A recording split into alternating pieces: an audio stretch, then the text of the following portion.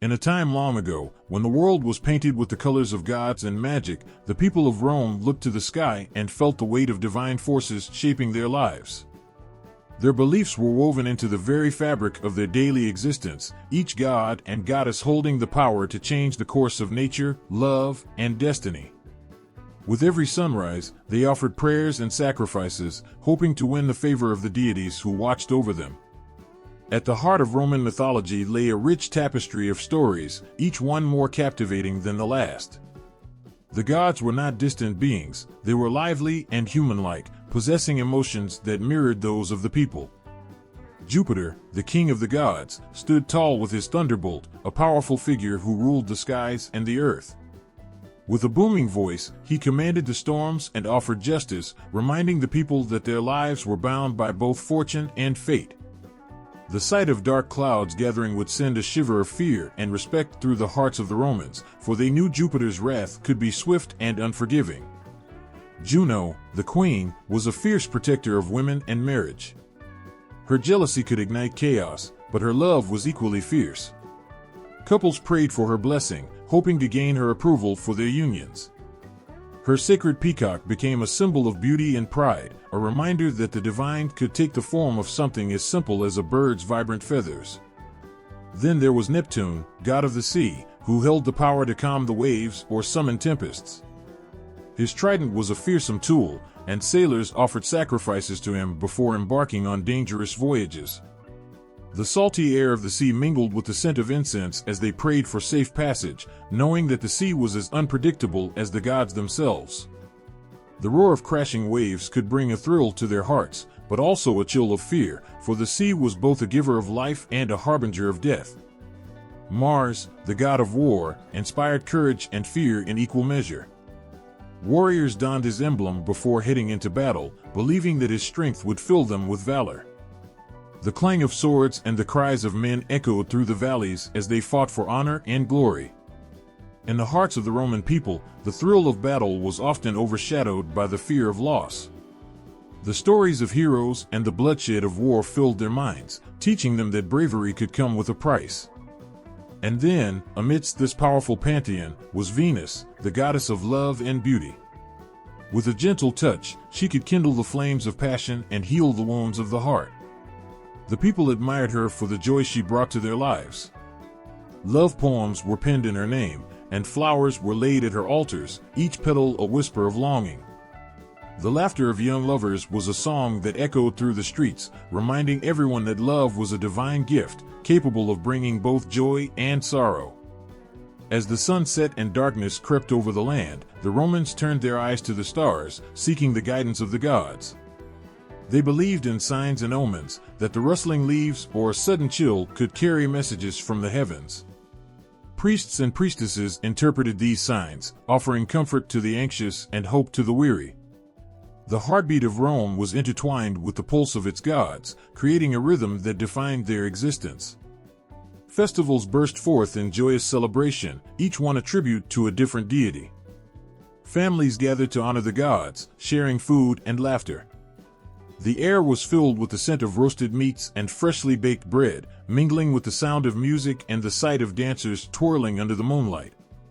These moments of joy were precious, a reminder that even in their struggles, the blessings of the gods were ever present.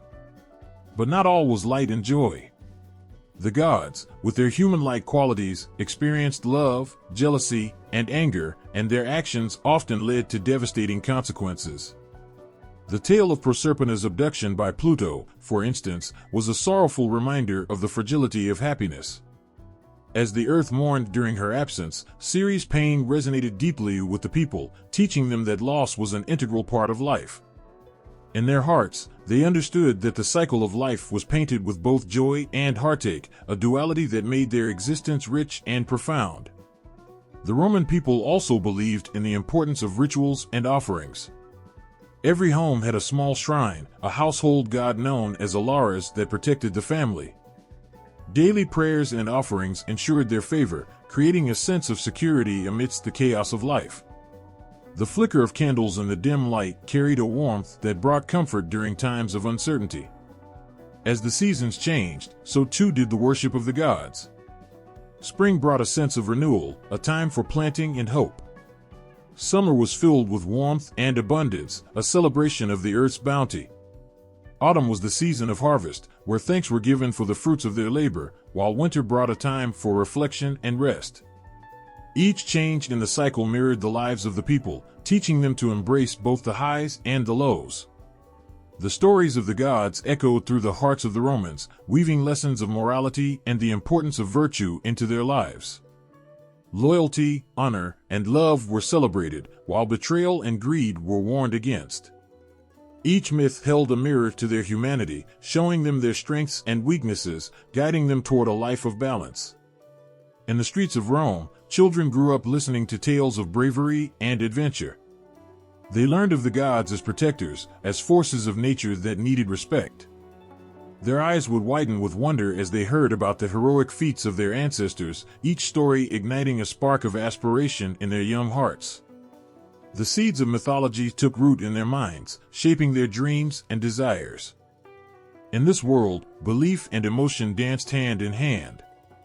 The Romans understood that their lives were intertwined with the whims of the divine, and this connection filled them with both hope and fear. As they offered their prayers and sacrifices, they did so with a sense of urgency, knowing that the gods listened. The flicker of a flame, the sound of a whispering breeze, and the rustling of leaves all became reminders of the divine presence surrounding them. Their beliefs shaped not just their understanding of the world, but the very essence of their identity. The stories of their gods provided comfort in times of trouble and celebration during moments of joy. In the heart of Rome, mythology was not just a collection of tales, it was a living, breathing part of their everyday lives, a testament to the enduring power of faith and the human spirit. In the hearts of the Roman people, Ceres was more than just a goddess, she was the embodiment of life itself. As the goddess of agriculture, she held the power to nurture the earth and bless it with bountiful harvests. The mere mention of her name brought comfort to farmers and families alike, for they understood that without her favor, their crops could wither and their tables could remain empty. Her presence was felt in every sprout that broke through the soil and in every ear of corn that swayed in the gentle breeze. Ceres was often depicted as a kind and nurturing figure, her arms outstretched as if inviting the earth to flourish beneath her touch. With golden wheat woven into her hair and a garland of flowers adorning her head, she personified the very essence of growth and fertility. The sight of her statues brought hope to those who passed by, reminding them of the cycles of life and the sustenance that came from the ground. Her face radiated warmth, and her gentle smile could ease the fears of those who sought her blessings.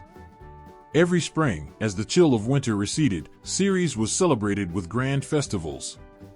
People would gather in fields adorned with flowers and ribbons, their laughter ringing through the air like music. They would offer prayers and sacrifices, thanking her for the previous year's harvest and pleading for her continued protection.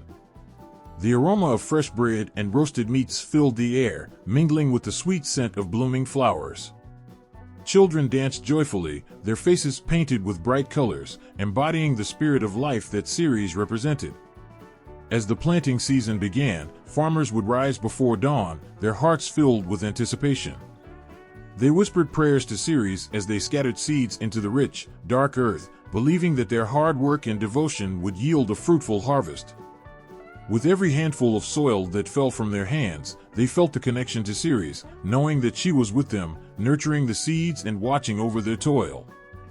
It was a sacred bond, one that tied the people to the land and to the goddess who blessed it. But Ceres was not just a symbol of abundance, she also represented the heartache that came with loss. The tale of her daughter, Proserpina, was a poignant reminder of the delicate balance between joy and sorrow. When Proserpina was abducted by Pluto, Ceres' world was turned upside down. As she searched desperately for her daughter, the earth mirrored her grief.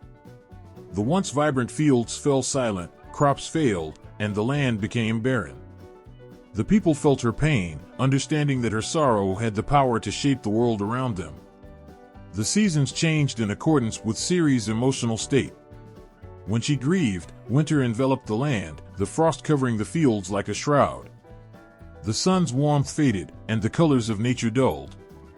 The people, too, felt the chill in their bones and the ache in their hearts. They prayed harder than ever, lighting candles and offering their most precious possessions, hoping to appease Ceres and bring back the light. As days turned to weeks, and weeks into months, Ceres wandered the earth, her heart heavy with loss. She sought counsel from the gods, but none could ease her pain. In her darkest moments, she found solace in the small joys of life, the laughter of children, the budding of flowers, and the whispers of the wind through the trees. These glimpses of hope reminded her of the bond she shared with her daughter and the promise of renewal that came with each new season. When Proserpina finally returned, the world rejoiced. Ceres' joy sparked life back into the earth. Flowers burst forth in vibrant colors, and the fields overflowed with grain. It was as if the very sun had returned, illuminating every corner of the land. The people celebrated with a great festival, honoring Ceres and her daughter, thankful for the restoration of balance. They danced and sang, their hearts light, filled with gratitude for the goddess who had weathered the storm of sorrow and emerged triumphant. The connection between Ceres and the Roman people was one of deep reverence. In times of need, they turned to her for guidance and protection. When droughts threatened their livelihoods, they would gather at her temples, praying fervently for rain. They offered their first fruits and grains, hoping to catch her attention. The sight of her statue, with her nurturing gaze, brought peace to their troubled hearts. Ceres also played a vital role in the rituals surrounding life's milestones. At births, families would honor her, praying for a fruitful future for their children. At weddings, couples would invoke her blessings, asking for fertility and prosperity. As they walked through the fields, they felt her presence in the rustling leaves and the gentle sway of the crops, knowing that she was with them in every important moment of their lives. As the harvest season approached, Ceres was at the forefront of every celebration. The joy of gathering the fruits of their labor filled the hearts of the people. They would decorate their homes with sheaves of wheat and corn, celebrating the abundance that Ceres had provided. The laughter of friends and family echoed through the fields as they shared meals, giving thanks for the bounty of the earth. Each bite of bread was a tribute to her, a reminder of the life she nurtured. Through the stories passed down through generations, Ceres became a symbol of resilience. Her journey from heartache to joy taught the Romans about the importance of hope and the cycles of life. They learned that just as the earth goes through seasons of dormancy and rebirth, so too do they experience times of sorrow and happiness. The narrative of Ceres echoed in their hearts, reminding them to find beauty even in their darkest moments. The significance of Ceres as the goddess of agriculture extended beyond the fields. She represented the very essence of life, growth, nurturing, and love. Her presence was a constant reminder that the earth was alive, pulsating with the energy of creation. In every grain of wheat and every budding flower, the people saw her hand at work, shaping the world around them with care and compassion. In the end, Ceres was not just a goddess to the Romans, she was a mother, a protector, and a source of inspiration. Her legacy lived on in the hearts of those who honored her, a reminder that the bond between humanity and the earth is sacred. As they tilled the soil and celebrated the harvest, they felt the warmth of her embrace, knowing that she would always be with them, nurturing life with unwavering love. In the bright and blossoming world of Roman mythology, Proserpina stood as a radiant beacon of life and beauty. Known as the Maiden of Spring, she embodied the very essence of new beginnings and the blossoming of nature. Her laughter echoed through the meadows, and her presence filled the air with the sweet fragrance of flowers. Every spring, when the earth awakened from its slumber, Proserpina emerged like the first rays of sunlight breaking through the clouds, bringing joy and warmth to all who beheld her. With hair flowing like golden wheat and eyes as bright as the clearest sky, Proserpina captivated everyone around her. She was not just beautiful, she was the embodiment of youth, innocence, and vitality. The gentle breeze seemed to whisper her name, and the flowers bloomed brighter in her presence, as if trying to catch her attention. She danced through the fields, her movements graceful and enchanting, leaving a trail of color in her wake. Each step she took brought life back to the earth, awakening the dormant seeds hidden beneath the soil. Her relationship with Ceres, her mother, was one of deep love and connection. Ceres, the goddess of agriculture, poured her heart into nurturing Proserpina, teaching her the ways of the earth and the importance of growth. The bond between them was unbreakable, filled with laughter and joy. They would wander through the fields together, gathering wildflowers and singing songs of gratitude for the bounties of nature. The love they shared was a beautiful dance of light and warmth, each encouraging the other to flourish. As spring approached, the earth transformed under Proserpina's gentle influence. The once bare branches burst forth with blossoms, and the fields grew lush and green. Farmers looked to her as a symbol of hope, knowing that her arrival signaled a time of planting and prosperity. Children would eagerly await her return, believing that she brought with her the magic of new life. They would leave small offerings of flowers at her feet, hoping to catch a glimpse of the beautiful maiden who brightened their days. However, beneath the joy of spring lay a dark shadow. Pluto, the god of the underworld, watched Proserpina from afar, captivated by her beauty. He saw in her the embodiment of all that was pure and vibrant, and his heart yearned for her. In his loneliness, he decided he could not let her remain in the world of the living.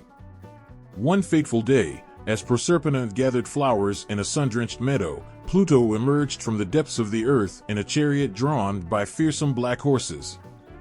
With a swift and cruel heart, he abducted her, taking her away to his dark realm. The earth trembled as Ceres felt the loss of her daughter.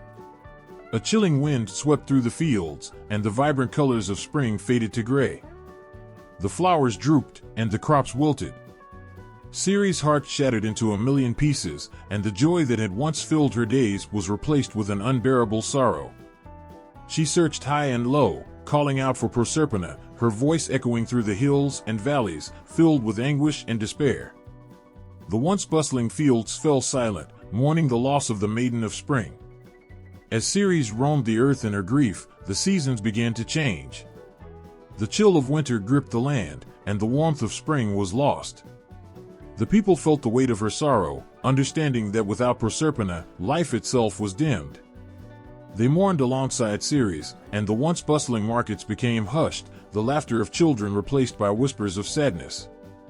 The bond between mother and daughter was so profound that the world itself reflected their pain. In her search for Proserpina, Ceres encountered many gods, each offering words of sympathy but no solutions. Her heart ached with every step, longing for the sound of her daughter's laughter and the warmth of her embrace. The fields lay barren, and the crops began to fail, threatening the very survival of the people. With every passing day, hope faded, and despair took its place, echoing the emptiness that filled Ceres' heart. Eventually, Ceres' relentless search caught the attention of Jupiter, the king of the gods. He felt compassion for her plight and knew that something had to be done. After much deliberation, he decided to intervene. He summoned Pluto to the council of the gods and urged him to return Proserpina to her mother. Pluto, although reluctant to part with her, understood the importance of balance in the world. He agreed, but there was a condition. Proserpina had eaten 6 pomegranate seeds during her time in the underworld, which bound her to that realm. The moment Proserpina was brought back to the surface, the earth rejoiced. Flowers bloomed again, and the fields came alive with color and vitality. Ceres felt a spark of hope reignite within her as she embraced her daughter, tears of joy streaming down her cheeks. The bond between them had been tested, but it had emerged even stronger. In that moment, the air was filled with the sweet scent of blooming flowers, and the warmth of spring returned with renewed vigor. However, the price of Proserpina's return meant that she would have to spend part of the year with Pluto in the underworld. This arrangement created the cycle of the seasons that the Romans would come to understand. When Proserpina was with her mother, the earth flourished, bursting forth with life and color. But when she descended to the underworld, Ceres would grieve, and winter would blanket the land in a shroud of silence and sorrow. In Proserpina, the Romans found a profound symbol of life's duality, the joy of spring and the sorrow of loss. She was a reminder that life is not only about light and happiness, but also about facing darkness and finding strength in the bonds we share. The people honored her with festivals, celebrating the return of spring with offerings of flowers and grains, grateful for the life she brought back to the earth. Every year, as spring bloomed anew, the stories of Proserpina and Ceres were told around the hearths of Roman homes. Families gathered to celebrate the bond between mother and daughter, understanding the sacrifices made and the strength that emerged from love. They saw in Proserpina not just a goddess of spring, but a symbol of resilience, a reminder that even after the darkest of winters, life would find a way to blossom again. The air would fill with the sound of laughter, and the earth would pulse with new life, echoing the love and connection between Ceres and her beloved Proserpina. In the shadows of Roman mythology, Pluto stood as a figure both feared and misunderstood. As the god of the underworld, he ruled over a domain that was often portrayed as dark and foreboding. However, beneath the surface of his reputation lay a complex being, embodying not only death, but also transformation, renewal, and the deep connections that bind life to the afterlife. Pluto's realm was a vast and intricate place, often described as a sunless kingdom filled with echoes of lost souls. This underworld, known as the Inferi, was where the spirits of the departed journeyed after their time on Earth had ended. It was a place of both sorrow and acceptance, where the memories of the living intertwined with the silence of the dead. Souls would traverse the river Styx, guided by Charon, the ferryman, as they entered Pluto's domain. Each soul carried its own story, its own burdens, and its own unresolved emotions. The first sight that greeted the souls as they entered was the Grand Gate, where a chilling inscription warned, "Abandon all hope, ye who enter here." But within Pluto's dark kingdom, hope took on a different meaning. It was not just the absence of light, but a transformation of existence. For Pluto, the underworld was not merely a place of punishment, it was a realm of rest, reflection, and, ultimately, rebirth. Pluto's personality was often shrouded in mystery. Many viewed him as a cold and heartless god, a keeper of lost souls who thrived on the suffering of others. But this perception failed to capture the complexity of his character. Pluto was not inherently evil, he was a guardian of balance, ensuring that the cycle of life and death remained intact. He understood the inevitability of mortality and accepted it with solemn dignity. In his eyes, death was not an end, but a necessary transition, a bridge to another phase of existence. As the ruler of the underworld, Pluto had his own council of spirits, including the loyal and devoted Persephone, his queen. Their relationship was often misunderstood. Many believed that Persephone was a victim of his desire, taken against her will. Yet, there was a deeper connection between them, a bond forged in their shared experiences of loss and longing. In her, Pluto found a companion who could bring light to his dark world. Together, they ruled the underworld with an understanding of the complexities of love, loss, and the importance of companionship. Pluto's demeanor could shift from somber to tender in an instant. He possessed a profound understanding of human emotions, which allowed him to connect with the souls that entered his realm. Though his voice was often grave, it held a warmth that could soothe the most troubled spirits. He listened to their stories, offering comfort and guidance as they faced the inevitability of their fate. He understood their pain, their regrets, and their desires. In those moments, he became not just a ruler but a compassionate presence, easing their journey into the unknown. The underworld was not a place of torment for all souls, it also offered opportunities for reflection and redemption. Pluto believed in the potential for transformation, and he encouraged those who entered his domain to confront their past.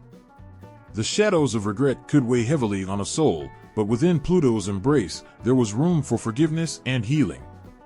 He guided them to understand their lives, allowing them to find closure and peace. As seasons changed above, so did the atmosphere in Pluto's realm. When Proserpina descended to the underworld, the land transformed. The once somber landscape bloomed with a strange, eerie beauty. The flowers of the underworld, pale yet ethereal, began to blossom, symbolizing the intertwining of life and death. Proserpina's presence brought a touch of warmth to the cold expanse, illuminating Pluto's domain with the flicker of hope.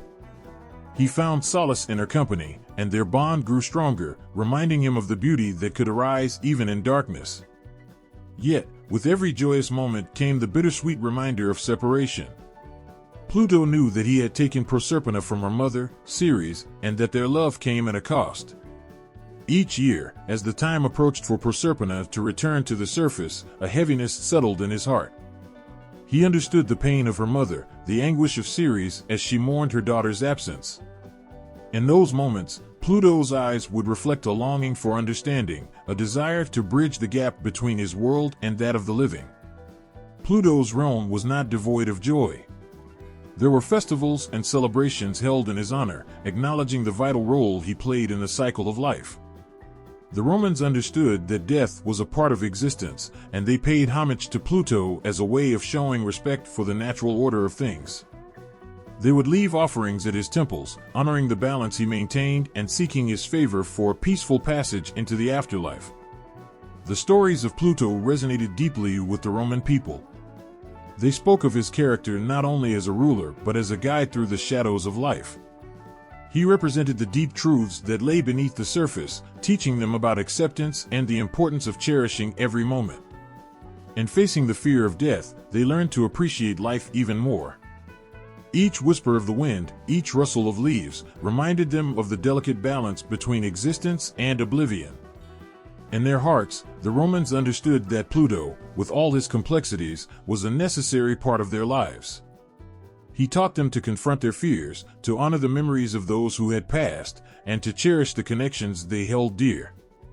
Through him, they found strength in vulnerability, a deeper understanding of love, and the wisdom to navigate the inevitable transitions of life. The tales of Pluto, the god of the underworld, served as a powerful reminder that even in the darkest corners of existence, there is room for compassion, growth, and transformation. His presence, though shrouded in shadows, illuminated the path for lost souls, guiding them with an understanding that death was merely a part of the grand tapestry of life. In this understanding, he carved a space for hope, proving that even the deepest darkness could yield moments of beauty and light. In the heart of nature, a profound connection exists between the earth and the underworld, a bond woven from the threads of life and death. This delicate balance shapes the world as we know it, creating a cycle of growth, decay, and rebirth that resonates through the ages. Just as the sun rises each day to greet the living, the shadows of the underworld remind us of the inevitable end that awaits us all. Every year, as spring arrives, the earth awakens from its long winter slumber. The trees blossom, and flowers burst into color, signaling the return of life. This transformation is largely attributed to the love shared between Ceres, the goddess of agriculture, and her daughter Proserpina, who embodies the vitality of spring. Together, they breathe life into the world, nurturing the crops and guiding them to grow tall and strong. Their bond symbolizes the joy and beauty of life, the warmth of sunlight, and the nourishing rain that falls from the heavens. But as Proserpina frolics among the flowers, the underworld lies in wait, a realm ruled by Pluto, the god of death. His domain is often portrayed as dark and fearsome, a place where lost souls wander, shrouded in sorrow. Yet within that darkness lies a vital purpose, a necessary counterbalance to the vibrancy of life above. Death is not an end, but rather a part of the natural cycle, essential for life to continue. When plants wither and die, they enrich the soil, creating the fertile ground needed for new growth. This intricate relationship reminds us that every ending makes way for a new beginning. The connection between the earth and the underworld is as old as time itself. Ancient farmers understood this truth, seeing it reflected in the rhythms of nature. They planted their seeds in the spring, nourished them through the summer, and harvested their crops in the fall. But they also knew that the land needed time to rest. In winter, as the earth lay dormant, they honored the spirits of their ancestors and the forces that governed both life and death. They recognized that without the dark, the light could not shine; without decay, there could be no growth. Pluto, while often seen as a harsh figure, embodies the wisdom of the earth's cycles. He watches over the souls that have passed from this world, guiding them through the shadows of the afterlife. His presence serves as a reminder that death is not to be feared but accepted as a natural part of existence. When souls descend into his realm, they carry with them the stories of their lives, memories of laughter, love, heartache, and triumph. In this way, Pluto becomes a keeper of memories, honoring the lives that once flourished on the surface. Every autumn, as leaves turn golden and fall to the ground, a sense of melancholy washes over the earth. It is a time of letting go, of surrendering to the inevitable cycle of life. Farmers harvest their crops, filling their barns with the fruits of their labor, while also acknowledging the earth's need for rest. This act of gathering signifies a deep respect for the connection between life and death. It is a moment of gratitude for the sustenance provided, as well as a recognition that the cycle must continue. In mythology, the relationship between Ceres, Proserpina, and Pluto captures this delicate balance. Ceres' love for her daughter fuels the growth of crops, while Pluto's rule over the underworld underscores the importance of death in sustaining life. When Proserpina returns to her mother each spring, it symbolizes the triumph of life over death, the joy of renewal after a long winter. But as she descends into the underworld for half of the year, it reminds us that death is an integral part of the cycle, ensuring that life can flourish anew. During the cold months, as Proserpina resides with Pluto, Ceres mourns her daughter's absence. The earth mirrors her sorrow, slipping into a deep sleep. Crops wither, and the landscape becomes barren, a reflection of the pain felt by a mother separated from her child. It is in these moments of quiet that the earth prepares for rebirth. The decay of the old gives way to the potential of new life, waiting patiently beneath the frost. This pause is necessary for the earth to gather strength, to rejuvenate, so it can welcome Proserpina back with open arms. The seasons serve as a poignant reminder of this eternal dance between life and death. Each spring, as Proserpina ascends from the underworld, she carries with her the whispers of the past, the stories of those who have gone before. She breathes life into the earth, urging it to awaken from its slumber. The flowers bloom, the trees burst with leaves, and the world comes alive once more. But as summer wanes and autumn approaches, the cycle begins again, reminding all that life is fleeting and precious. This connection between the earth and the underworld also teaches us about resilience.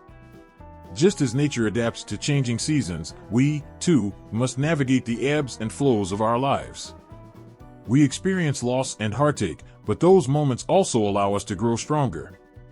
Each time we face darkness, we learn to appreciate the light even more. The beauty of life is enriched by our experiences, just as the earth flourishes with each passing season. The stories woven into the fabric of Roman mythology highlight this profound connection.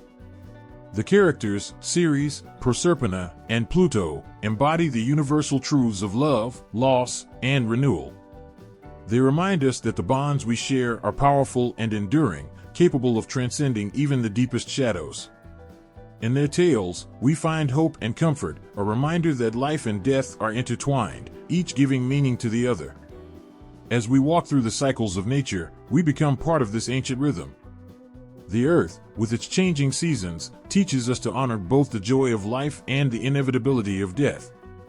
Each flower that blooms in the spring carries the essence of the past, while each fallen leaf in autumn serves as a reminder of the beauty in letting go.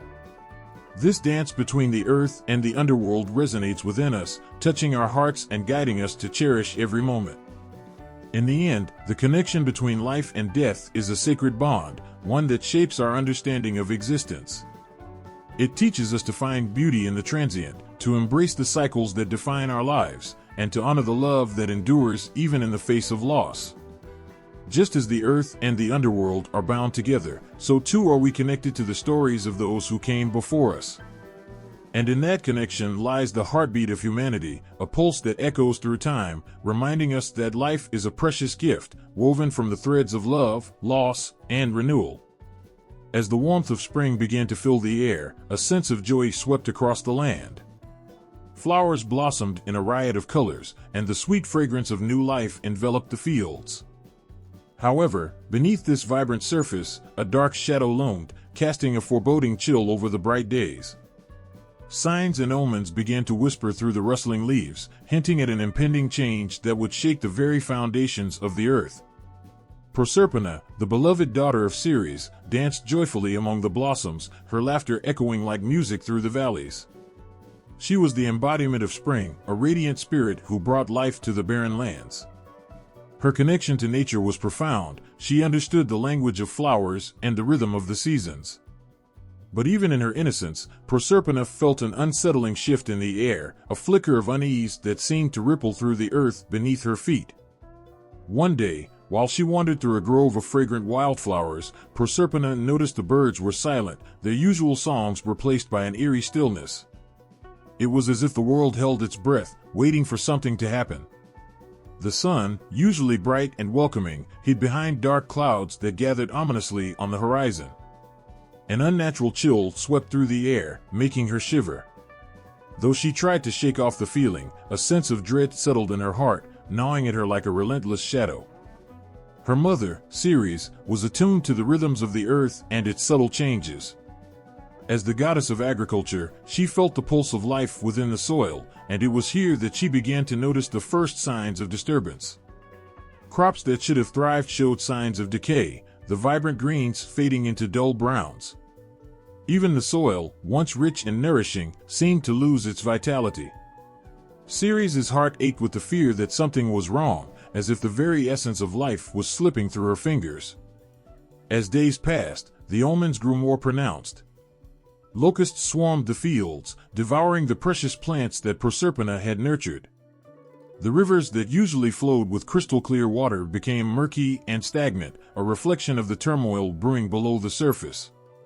The animals, too, sensed the change. They became restless and agitated, seeking shelter from the unseen threat that lurked in the shadows.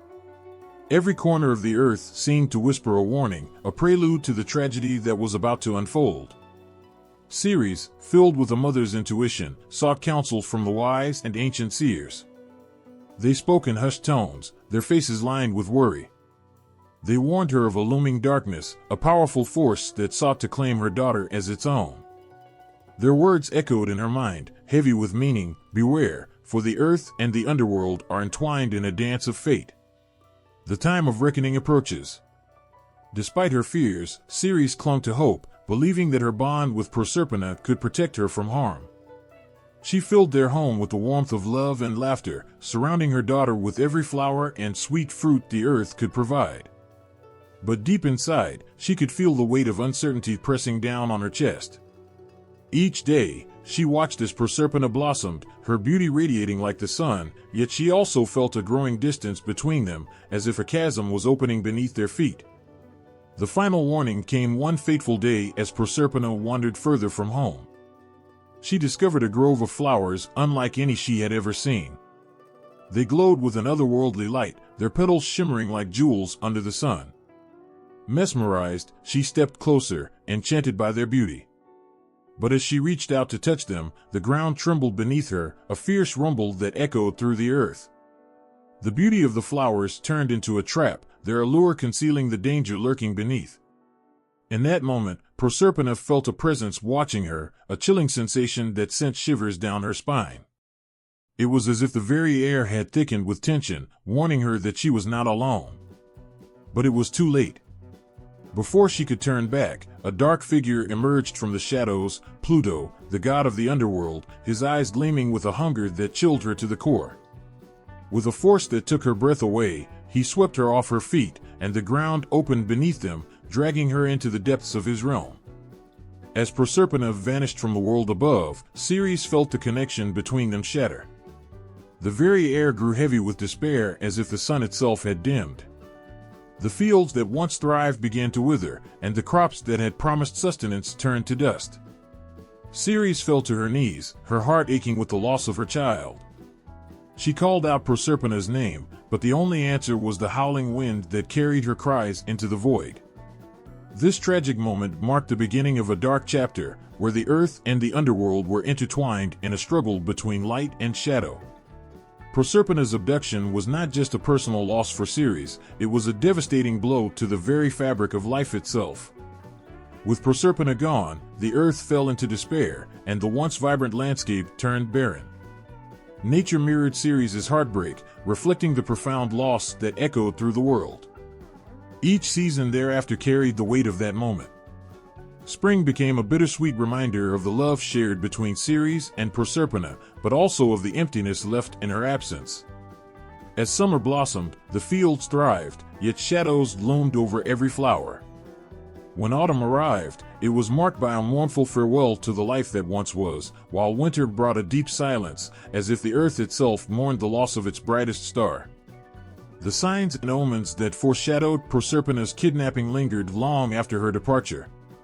The world became a tapestry of sorrow and longing, where every rustle of the leaves, every whisper of the wind, carried the weight of an unfulfilled bond. Ceres' grief fueled her determination to seek her daughter, to bring back the light that had been stolen from her. She wandered the earth, searching for answers, hoping to reclaim the joy that once flourished between them. In the heart of the earth, Proserpina found herself caught in a world that felt both strange and familiar. Though Pluto had taken her against her will, she could sense the complexity of her situation. In the shadows of despair, there lay a flicker of understanding, a realization that the darkness held its own kind of beauty. Proserpina learned to navigate the depths, finding strength in her resilience, even as she longed for the sunlight and warmth of her mother's embrace. The bond between Ceres and Proserpina became a testament to the enduring power of love. Though separated by the darkness of the underworld, their connection remained unbroken, a thread woven through the tapestry of life and death. As Ceres searched for her daughter, the earth awaited her return, longing for the day when the cycle of life would be restored and the balance between the worlds would be healed once more. In the face of loss, the signs and omens whispered their warnings, carrying the weight of a profound truth, that love transcends even the darkest shadows. The connection between a mother and daughter is a force that can defy the boundaries of life and death, reminding us all that in our deepest sorrows, we can find hope, strength, and the promise of renewal. The earth trembled, shadows deepened, and a chill swept through the air as news of Proserpina's abduction reached the ears of the gods. In their celestial home atop Mount Olympus, a gathering took place, an assembly marked by whispers of disbelief and waves of sorrow. The vibrant colors of the world seemed to fade, muted by the weight of the tragedy that had befallen one of their own. Jupiter, king of the gods, stood at the center, his expression a mix of fury and concern. His thunderous voice echoed through the gathering, demanding answers. He had watched the events unfold from afar, feeling the tremors of Proserpina's plight ripple through the cosmos. How could such a crime occur under his watch? How could one of their brightest stars be stolen into the shadows? As he spoke, his brow furrowed in deep thought, each word charged with power. The gods listened intently, their faces revealing a tapestry of emotions. Venus, the goddess of love, wept quietly, her heart aching for the sorrow of Ceres and the stolen innocence of Proserpina. She felt the pain of a mother's love ripped apart, a wound that resonated with every being in the universe. Her tears fell like gentle rain, each drop a silent prayer for the safe return of the maiden. Mars, the god of war, clenched his fists, fury igniting within him. He was a warrior, skilled in battle, yet this was a fight he couldn't engage in with swords or shields. "We must take action," he urged, his voice fierce. "Such an act cannot go unanswered. We will not allow darkness to conquer light."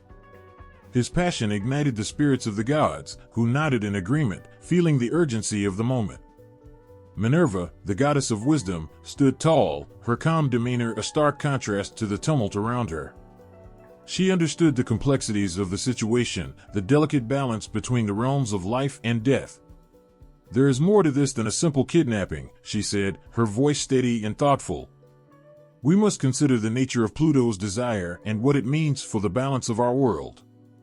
Her insights brought a moment of reflection, prompting the gods to ponder the consequences of Proserpina's fate beyond their immediate emotions. As the gathering continued, the atmosphere shifted. Mercury, the messenger god, arrived, breathless and wide-eyed. He had just returned from the Underworld, where he witnessed the shadows and despair that surrounded Proserpina. "She is alive," he declared, his voice laced with urgency. "But she is trapped in a realm that is foreign to her, a world of darkness that is both terrifying and strangely beautiful." His words ignited hope, yet also deepened the sorrow that enveloped the assembly. Ceres, Proserpina's mother, was not present among the gods, her heart heavy with grief and loss. The gods felt her absence keenly, as if a dark cloud had settled over their gathering. They knew she was suffering, her love for her daughter a palpable force that transcended the boundaries of their divine existence. Every moment without Proserpina was a moment filled with agony, and the gods longed to comfort her, yet they were unsure of how to reach her in her pain. Suddenly, the air grew thick with anticipation as a figure appeared at the edge of the assembly. Hecate, the goddess of magic and the moon, stepped forward, her presence both haunting and powerful. She held the knowledge of the shadows, understanding the intricate ties between the living and the dead.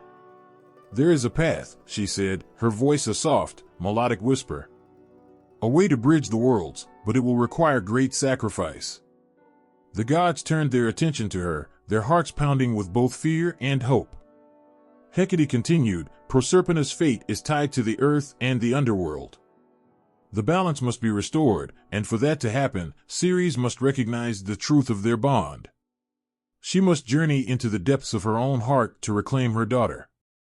Her words resonated deeply, stirring emotions that swirled like a tempest around them. Hecate's eyes glimmered with wisdom and sadness, reflecting the darkness that surrounded Proserpina.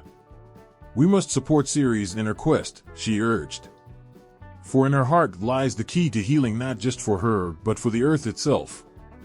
The gods nodded in agreement, realizing that their roles were not just to bear witness to the events, but to become active participants in the unfolding story. Jupiter raised his hand, his voice steady but filled with determination. "Then we shall guide Ceres. We will send her visions, signs to help her navigate the darkness. She must understand that love is a powerful force, capable of overcoming even the deepest shadows." His words ignited a spark of hope, a flicker of light amidst the darkness that threatened to consume them all. As the gathering drew to a close, the gods felt a renewed sense of purpose.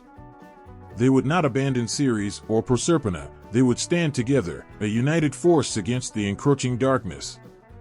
Each god had a role to play in the unfolding events, whether it was through sending signs or offering guidance. The air around them buzzed with energy, a promise of support that bound them together in their shared mission.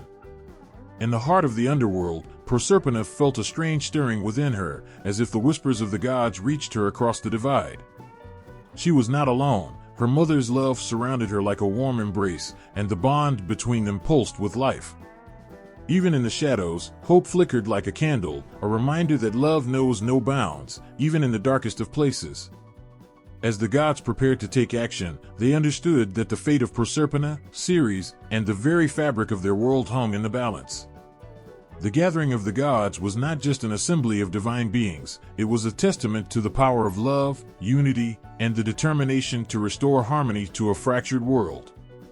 Each god, filled with purpose, felt their hearts beat in rhythm with the unfolding drama, ready to face the challenges that lay ahead and to support the two souls whose love would forever change the course of their myth.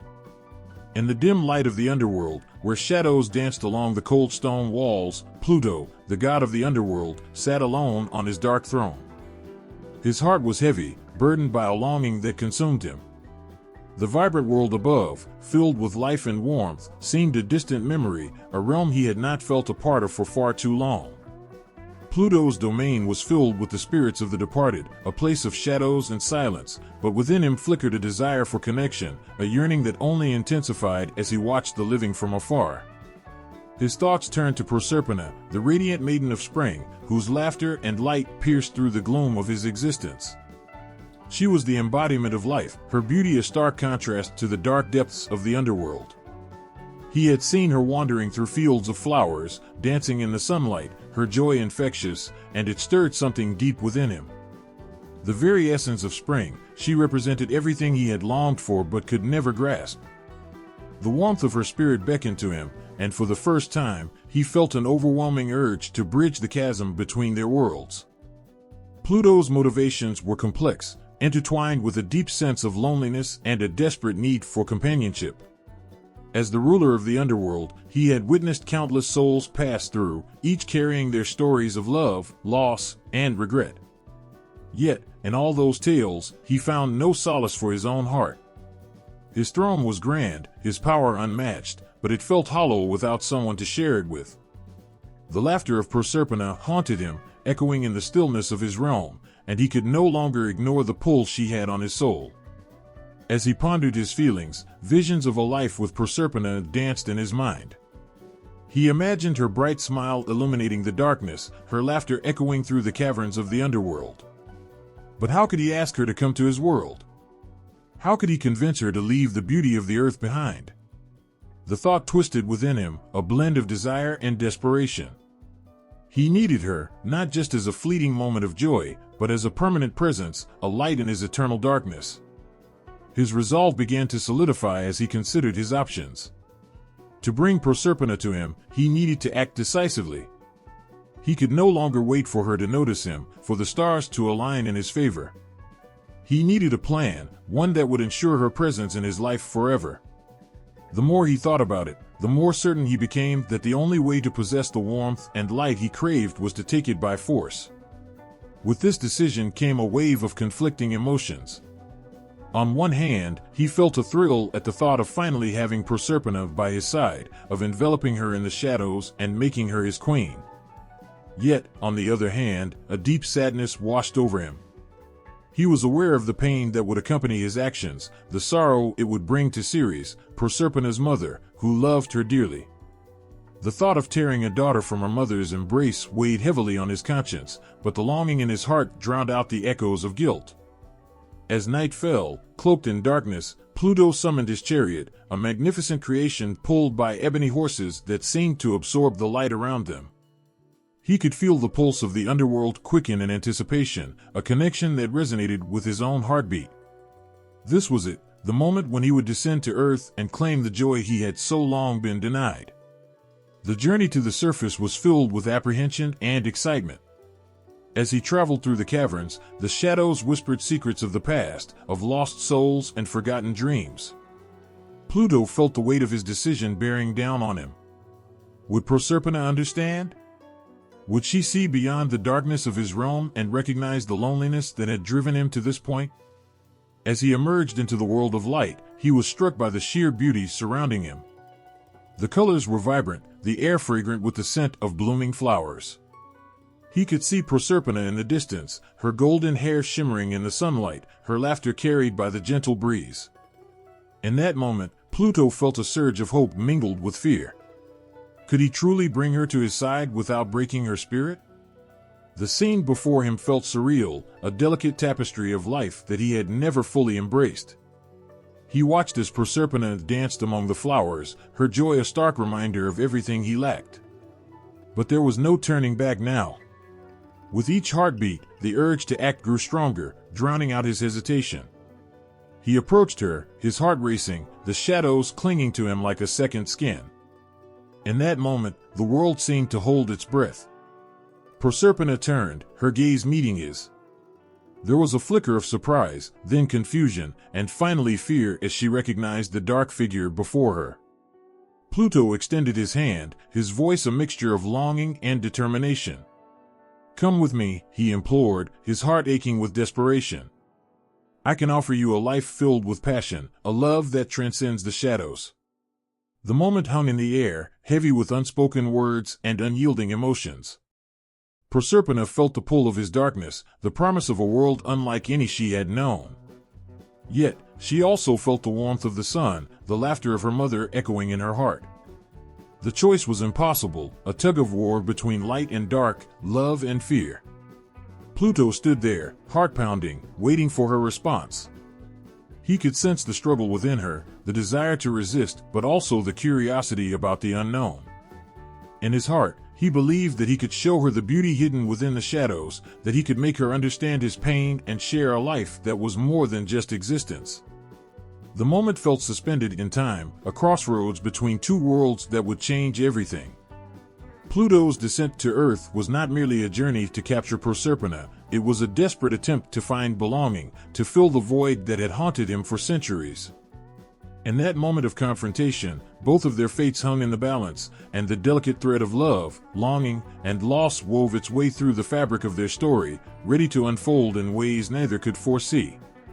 The sun hung high in the sky, casting golden rays over the blooming fields where Proserpina danced with joy. The vibrant flowers swayed gently in the warm breeze, and the world around her was alive with color and sound. Laughter spilled from her lips as she twirled among the blossoms, her spirit as bright as the sun.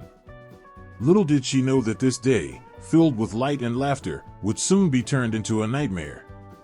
As Proserpina played, a dark figure lurked at the edges of the meadow, hidden among the shadows of the trees. Pluto, god of the underworld, watched her from afar, his heart torn between longing and the weight of his dark intentions. He could feel the power of her light drawing him closer, urging him to act. But with each passing moment, doubt crept in. Would she truly want to be with him? Would she understand the depths of his heart? The ground trembled slightly, a subtle sign of the turmoil brewing in Pluto's soul. With every heartbeat, he felt the urgency to claim her before she could slip away, before the beauty of her laughter faded into the distance. Finally, he could bear it no longer. Stepping from the shadows, he approached her with a mix of determination and dread. Proserpina caught sight of him, her laughter dying in her throat as her bright eyes widened in surprise. A chill swept through the air, and she took a step back, sensing the darkness that surrounded him. "Who are you?" she asked, her voice steady despite the growing fear. "I am Pluto," he replied, his voice deep and resonant. "I have come for you." There was a gravity in his words that made her heart race, a feeling that this encounter was destined to change everything. Before she could process what was happening, Pluto reached out, his hand outstretched toward her. In that moment, the world seemed to blur around them. The flowers, once so vivid, began to fade, and the warmth of the sun dimmed as if it too sensed the impending darkness. Proserpina felt her heart pound in her chest, a mix of fear and confusion coursing through her veins.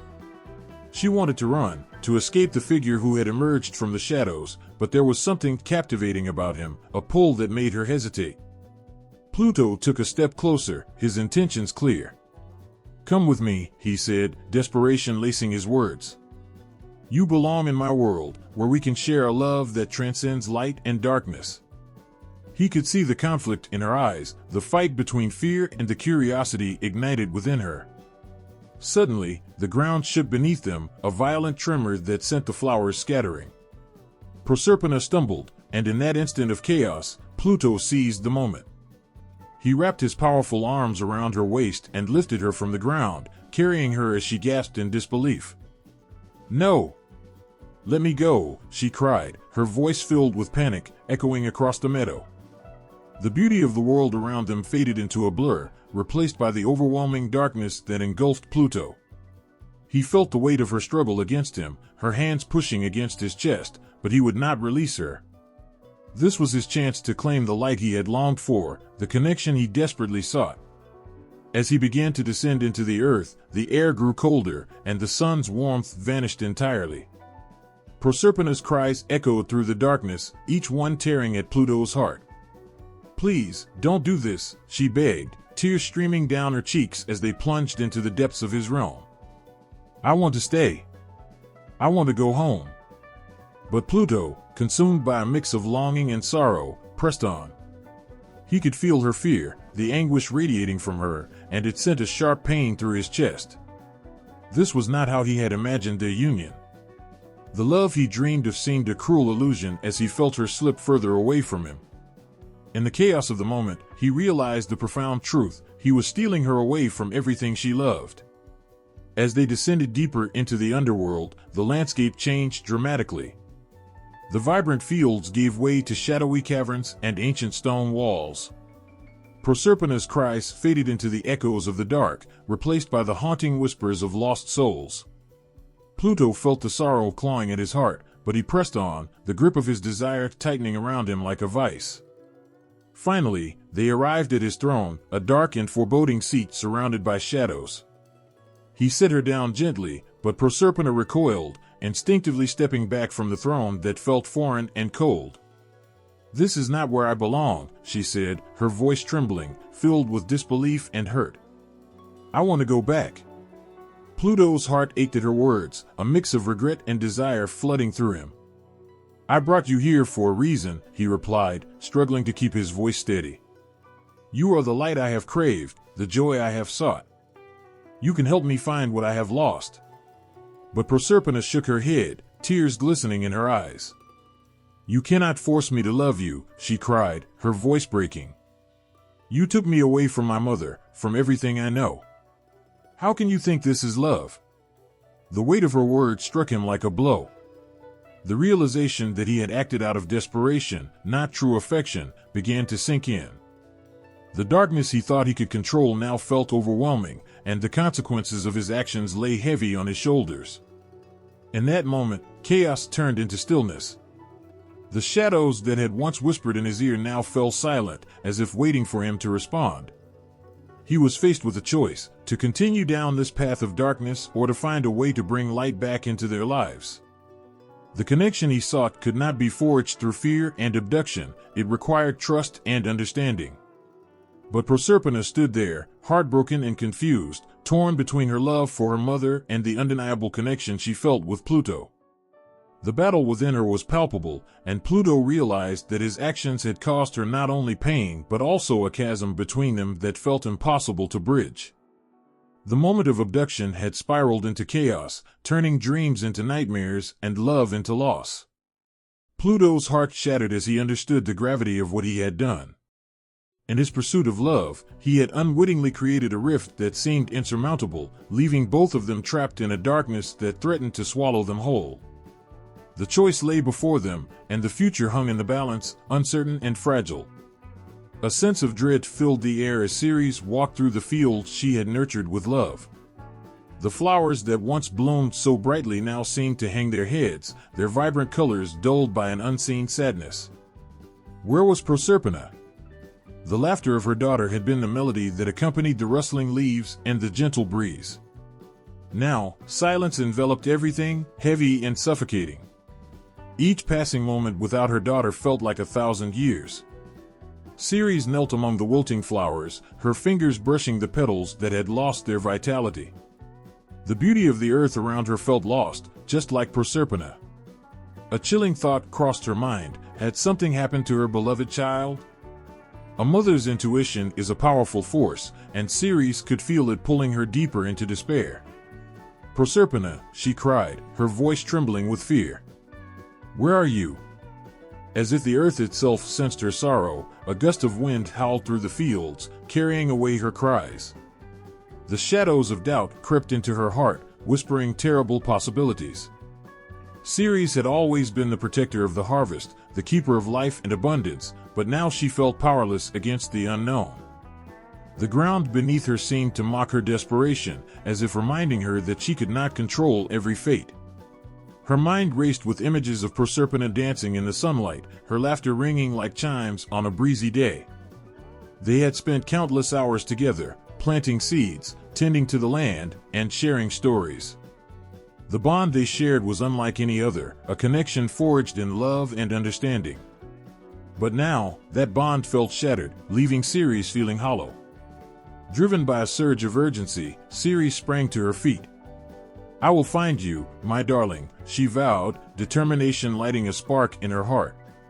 She began to call out her daughter's name, her voice echoing across the landscape, resonating with the pain that clawed at her insides. "Proserpina, please, come back to me." Days turned into weeks as Ceres searched high and low.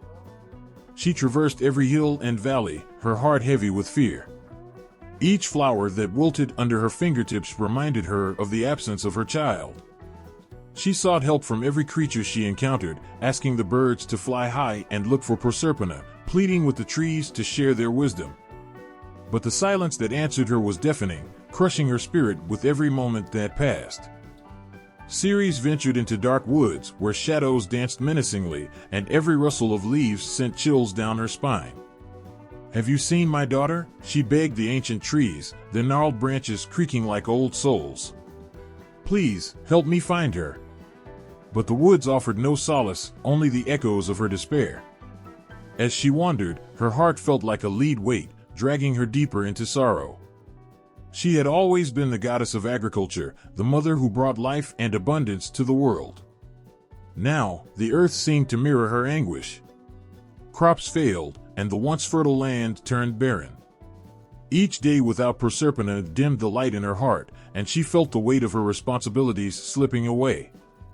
One night, under the canopy of stars that once brought her comfort, Ceres sank to her knees. The moonlight cast a soft glow, illuminating the tears that streamed down her face.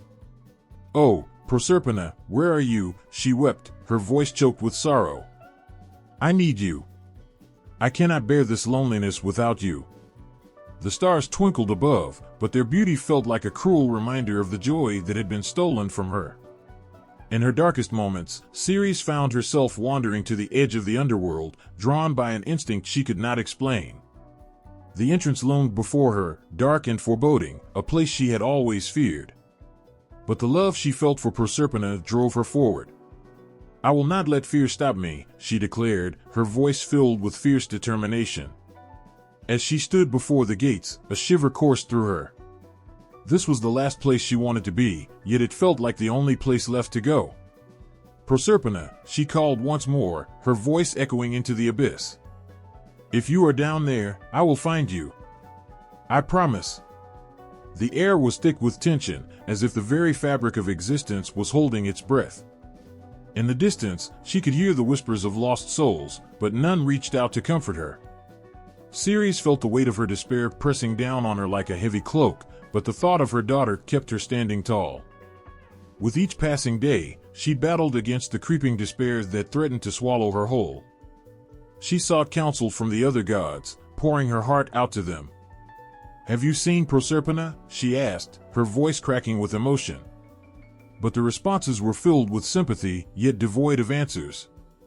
Even the goddess of love, Venus, could only offer comforting words, her heart aching for the pain that Ceres endured. "You will find her," Venus promised softly. "Your love is strong, and love always prevails." But those words felt like mere whispers against the roaring storm of Ceres' anguish. Desperation fueled Ceres' search. She wandered to the ends of the earth, calling for her daughter in every corner of the land. "I will not give up," she cried, the determination in her voice ringing out like a battle cry. "Proserpina, wherever you are, I will find you." Days bled into weeks, and weeks into months. Ceres' heart grew weary, but the love for her daughter kept the flame of hope alive. She could not rest until Proserpina was safe in her arms again. She imagined the moment when they would reunite, the warmth of their embrace, the laughter that would fill the air once more. With every tear that fell, she watered the earth, and slowly, the land began to respond. The flowers, though wilted, began to push through the soil once again. They were a testament to her undying love and the bond she shared with Proserpina. Ceres knew she could not give in to despair, for it would only bring more darkness to the world. Each day, she rose with renewed determination, her heart beating with the hope of finding her daughter. She was the goddess of agriculture, the mother of all, and her love would light the way through the darkest nights. And so, she pressed on, driven by the hope that one day soon, she would hold Proserpina close again. The earth needed her, and so did her daughter. With every step she took, Ceres felt a flicker of hope ignite within her, a promise that she would never stop searching for her beloved child, no matter how long it took. With a heart heavy with despair and determination, Ceres set out on her quest to find Proserpina. The earth around her, once vibrant with life, now mirrored her sorrow. The fields lay barren, flowers drooped, and trees stood silent, their leaves falling like tears from her heart. The goddess of agriculture was driven by an unwavering love for her daughter, propelling her forward through the desolate landscape. As she walked, Ceres called out Proserpina's name. Each time, her voice trembled, the sound swallowed by the vast emptiness surrounding her. She knew she had to search every corner of the earth, no matter how far or how dark. The thought of her daughter's laughter echoing in her ears gave her strength. "I will find you, my beloved," she whispered, her resolve hardening with each step. Her first destination was the enchanted forest, a place filled with ancient trees that whispered secrets of the past. As she entered, the air thickened with magic and mystery. Creatures of all shapes and sizes watched her with wide eyes, curious about the goddess who walked among them. Ceres approached a wise old owl perched high on a branch. "Have you seen Proserpina?" she asked, her voice soft but filled with urgency. The owl blinked slowly, then shook its head, its feathers rustling like leaves. "She is not here, dear goddess. But listen to the winds, they carry whispers of many paths." Ceres thanked the owl, grateful for the guidance, and continued deeper into the woods. The shadows stretched long, and the air grew colder. Fear gripped her heart, but she pressed on, her determination lighting the way. Next, she reached a shimmering stream, its waters crystal clear and inviting. As she knelt to drink, she noticed a playful water nymph dancing on the surface. "Oh, beautiful goddess, what troubles you so?" the nymph asked, her voice like the tinkling of bells. Ceres felt a flicker of hope at the nymph's kindness. "My daughter, Proserpina, has been taken," she explained, her eyes filling with tears. "I need to find her." The nymph's expression turned serious. The underworld is a treacherous place. Many beings lurk in shadows, and it is easy to lose your way. Ceres nodded, feeling the weight of her words. "I must go wherever she is, no matter the danger." The nymph smiled gently, her features softening. "Then take this vial of water. It will guide you through the dark places." Ceres accepted the vial, her heart swelling with gratitude. With renewed strength, she continued her quest, crossing mountains and valleys. She faced fierce storms that threatened to knock her off her feet, but she stood firm, each gust of wind a reminder of the love that pushed her forward. As she climbed the steep cliffs, she stumbled upon a group of weary travelers, their faces etched with worry. "What burdens do you carry, goddess?" one man asked, his eyes filled with concern. "My daughter has been taken by Pluto," Ceres confessed, the anguish evident in her voice.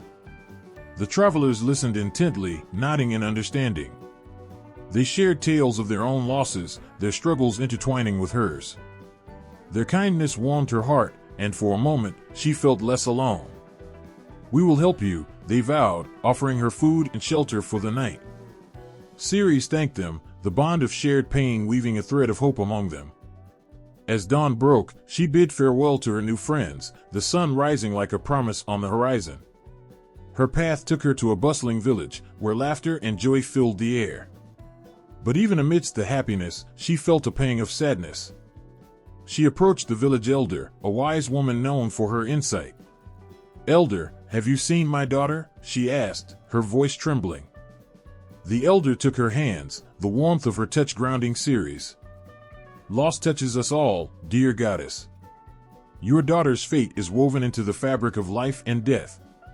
Seek the mountain of shadows, there you may find answers." With a heavy heart, Ceres thanked the elder and set off toward the mountain, feeling a mixture of dread and anticipation. The journey to the mountain was treacherous. Steep cliffs and rocky paths challenged her at every turn. As she ascended, darkness began to envelop the landscape, the weight of despair pressing down on her shoulders. She had faced storms and shadows, but nothing compared to the looming mountain. Every step felt like a battle, and doubt whispered cruelly in her ear. Would she ever find Proserpina? Finally, Ceres reached the peak, where the air grew thin and cold. Shadows danced around her like whispers of lost souls. As she stood at the edge, she spotted a flicker of light in the distance, a small cave hidden among the rocks. Her heart raced. Could this be the entrance to the underworld? With a deep breath, she stepped inside, her heart pounding like a drum. The cave was dark and silent, the air thick with an otherworldly presence. Ceres lit the vial of water, illuminating her path. As she ventured deeper, she encountered spirits of the lost, their faces etched with sadness. "Have you seen Proserpina?" she asked each one, her voice echoing through the shadows. But they shook their heads, their eyes hollow, lost in their own sorrow. Ceres pressed on, her heart aching with each unanswered plea. She stumbled upon a spirit cloaked in darkness, its voice a whisper of despair. "Why do you seek the child of spring?" it asked, its tone both chilling and mournful. The underworld is no place for her light. Ceres felt a surge of anger and desperation. "I will not abandon her. She is my daughter, and I will bring her home." The spirit gazed at her with a mixture of pity and admiration. "Then prepare yourself, for the path ahead is fraught with peril. Pluto does not take kindly to intruders." Ceres nodded, the weight of her quest settling heavily upon her. She knew that the hardest battles were yet to come. With each step, she felt her love for Proserpina guiding her, igniting a fierce determination within her soul. She encountered challenges that tested her resolve, a raging river that threatened to sweep her away, a dark labyrinth filled with shadows that whispered doubts, and creatures that hissed and snarled in the darkness. Yet, she pressed on, fueled by the image of her daughter's smile and the warmth of their shared moments. In every being she encountered, Ceres saw reflections of her own journey. The strength of a mother's love, the bonds of loss, and the hope that flickered even in the darkest moments. She understood that her quest was not just about finding Proserpina, but about embracing the strength of love that connects all beings. Through her trials and tribulations, Ceres transformed. She became a symbol of resilience, her heart a beacon of hope. Each challenge strengthened her, and with every step, she inched closer to the truth of her daughter's fate. The earth might have turned dark without Proserpina, but Ceres carried the light within her, illuminating the path forward. And so, she continued her quest, her heart unwavering.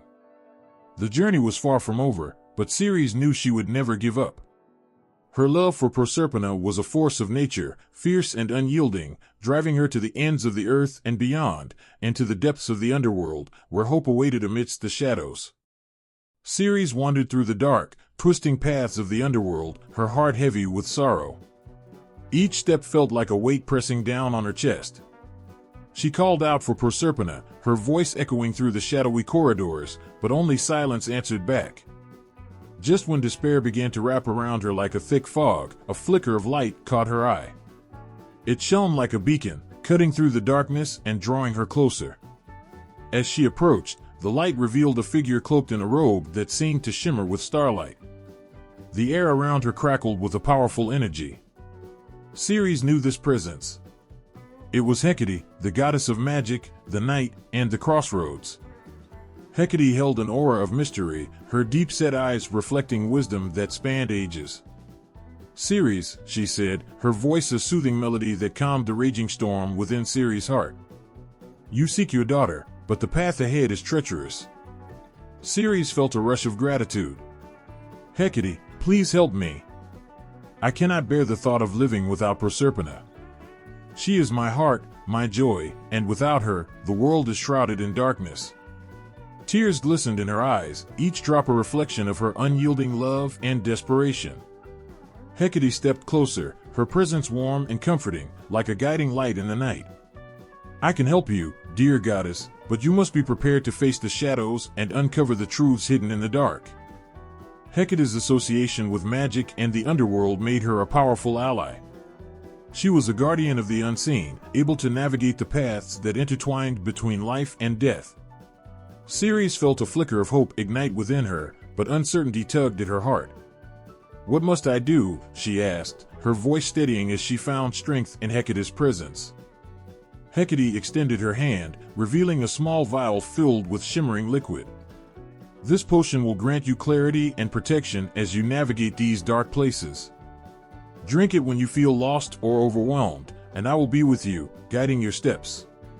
Ceres took the vial, feeling the warmth of Hecate's magic coursing through her fingertips. "Thank you, Hecate. Your wisdom means everything to me." Hecate smiled gently, her expression softening.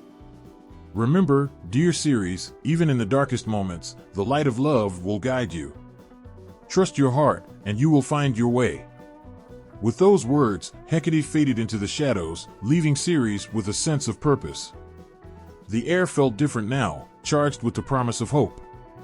With renewed determination, she continued her search, armed with Hecate's magic. As she ventured deeper into the underworld, Ceres encountered eerie landscapes filled with lost souls. The air was heavy with their grief, a haunting reminder of what lay at stake. Each whisper and sigh echoed around her, tugging at her heartstrings. Ceres clutched the vial tightly, the warmth of Hecate's magic comforting her as she pressed forward. Just then, shadows flickered in the corners of her vision, figures darting away before she could see their faces. Ceres felt fear creep in, but she remembered Hecate's words. Taking a deep breath, she uncorked the vial and drank deeply. Instantly, a rush of clarity washed over her, illuminating the darkness that had threatened to swallow her whole. The shadows no longer seemed so intimidating, they felt more like whispers of stories waiting to be told. In that moment, Ceres understood that Hecate's role went beyond mere guidance. She was a bridge between worlds, a protector of those who dared to seek the truth. With newfound courage, Ceres called out to the shadows, her voice ringing clear. I am here to find my daughter. I will not back down. I will face whatever awaits me in this darkness." The shadows paused, their movements slowing as they turned toward her. Ceres felt the weight of their sorrow, but she also sensed the flicker of hope in their gazes. She saw Hecate's influence in their presence, a reminder that even lost souls could find peace through understanding. Ceres pressed on, her heart swelling with love for Proserpina and compassion for those around her. Through Hecate's guidance, she discovered that the underworld was not solely a place of despair. It was filled with stories, memories, and lessons that shaped the fabric of existence. Ceres began to weave her own narrative into the tapestry of the underworld, her heart connecting with the lost souls she encountered. Each interaction deepened her resolve to find Proserpina, the love for her daughter igniting a fire that dispelled the shadows. The journey led Ceres to the river Styx, its waters dark and swirling like a storm. The ferryman, Charon, stood by the edge, his expression grim. He knew the weight of lost souls, the sorrow etched into his very being. "What brings you to this dark river, Ceres?" he asked, his voice heavy with the burden of countless travelers. "I seek my daughter, Proserpina," she replied, her voice unwavering. "I will cross this river to bring her home." Charon steadied her for a moment, recognizing the depth of her love. To cross is to confront the darkness that awaits. "Are you prepared?" Ceres nodded, the determination in her heart burning brightly. "For my daughter, I will face any darkness. I will not be afraid." Charon stepped aside, allowing her passage. As she crossed the river, she felt Hecate's presence beside her, a guiding light through the chaos. Emerging on the other side, Ceres faced the challenges that lay ahead. Shadows danced around her, each one representing fears she had yet to confront. Yet, with Hecate's magic and guidance, she felt a strength she never knew she possessed. She called upon her love for Proserpina, allowing it to flow through her, lighting the way forward. As Ceres ventured into the depths of the underworld, she began to understand that Hecate was more than a goddess of magic. She was a guardian of the heart, a protector of those who dared to love fiercely. The connection between Ceres and Hecate deepened, their bond uniting the realms of life and death. With every step, Ceres felt the echoes of Hecate's wisdom resonating within her, propelling her closer to her daughter. In the end, it was love that guided Ceres through the darkness. With Hecate's assistance, she found clarity amid chaos, turning her quest into a journey of understanding and connection. The shadows no longer felt threatening, they became a part of her story, a reminder of the depths of love and sacrifice. Ceres pressed on, ready to face whatever awaited her, with Hecate's magic in her heart and the light of hope illuminating her path. Together, they would navigate the labyrinthine depths of the underworld, uncovering the truths that bound them all, life, death, and the unbreakable love of a mother for her child. Ceres stood at the edge of a vast forest, the trees whispering secrets in the wind. Her heart felt heavy, burdened by the weight of her daughter's absence. Proserpina, her beloved child, had been taken from her, and every moment without her felt like an eternity. Determined to find answers, Ceres knew she could not face this darkness alone. She needed guidance, counsel from those who understood the tangled web of fate and destiny. With every step through the forest, her mind raced with thoughts of Proserpina.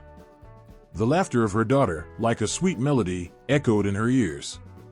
Ceres could almost see her golden hair dancing in the sunlight, her bright smile lighting up even the darkest corners of the world. But now, that light was gone, snatched away by the shadows of the underworld. Ceres shook her head, forcing herself to focus on the task at hand. She needed to seek help. First, she decided to visit Juno, the queen of the gods, who was known for her wisdom.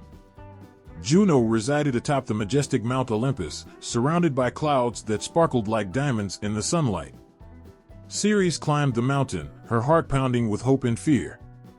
As she approached the gates of Olympus, she took a deep breath, steeling herself for what was to come. Upon entering the grand hall, Ceres found Juno seated on her throne, radiant and commanding. The air around her shimmered with authority. "Ceres," Juno greeted, her voice both gentle and powerful. "What troubles you, my friend?" Ceres knelt before her, desperation spilling from her heart. "Oh, Juno, my daughter Proserpina has been taken by Pluto. I search for answers, for anything that can bring her back to me. Please, help me." Juno's expression softened, her eyes reflecting Ceres' pain. "You are not alone in this. The gods may have answers, but the way forward will not be easy." Ceres nodded, feeling a flicker of hope. "I will do anything," she declared, determination burning within her. "Then seek out Mercury," Juno advised. "He is the messenger of the gods and may know more about Pluto's intentions. He moves between worlds with ease and can guide you through the challenges ahead." Thanking Juno, Ceres hurried down the mountain, her mind racing with thoughts of Mercury. She knew he was clever and resourceful, often seen flitting about on his winged sandals. As she reached the edge of a meadow, she spotted him sitting beneath a tree, his eyes twinkling with mischief. "Ceres!" Mercury exclaimed, rising to greet her. "What brings you here with such urgency?" "Mercury, I need your help," Ceres said, her voice trembling. "Proserpina has been taken by Pluto, and I must understand his motives. Can you help me find answers?" Mercury's playful demeanor shifted as he grasped the gravity of her words. "This is serious indeed. Pluto's heart is heavy, filled with desire and longing. But his ways are shrouded in mystery." Ceres felt her heart race. "But how can I uncover the truth? How can I bring her home?" Mercury pondered for a moment before nodding. "There are mortals who have ventured close to the underworld. Their tales may shed light on Pluto's actions. I suggest you visit the Oracle of Delphi. She speaks with the voice of the gods and can guide you." Ceres felt a spark of hope. "Thank you, Mercury. I will go to Delphi and seek the oracle's wisdom." With a grateful heart, she turned and made her way to the sacred site, her footsteps quickening with determination. Upon reaching Delphi, the air felt thick with anticipation. The oracle, known for her enigmatic visions, awaited her. Ceres entered the temple, where flickering flames danced like spirits in the night. The scent of incense filled the air, and the atmosphere crackled with divine energy. "Ceres," the oracle spoke, her voice echoing like a distant memory. "You seek answers to a heart-wrenching fate." Ceres nodded, her breath catching in her throat. "Please, tell me what you know of Proserpina's abduction." The oracle closed her eyes, her face serene yet filled with an otherworldly intensity. "The threads of fate are woven with love and sacrifice. Pluto, the Lord of Shadows, desires Proserpina not only for himself but for the balance of the world. He believes her presence is essential for life to flourish, yet the darkness within him yearns to possess." Ceres felt a chill run down her spine. "But at what cost? My daughter's happiness is worth more than any balance." The oracle opened her eyes, piercing into Ceres' soul. "You must understand that life and death are intertwined. Your love for Proserpina is powerful, but so is Pluto's longing. To find her, you must embrace both the light and the dark." With each word, Ceres felt her heart swell with emotion. The oracle's wisdom struck deep, illuminating her understanding of the delicate balance that held the world together. "What must I do?" she pleaded, her voice quaking with urgency. "Seek Pluto's heart," the oracle whispered. "For in understanding his pain, you may find a way to bring your daughter home. Embrace the darkness with love, and you may find the path to light." Ceres left Delphi, her mind spinning with the oracle's words.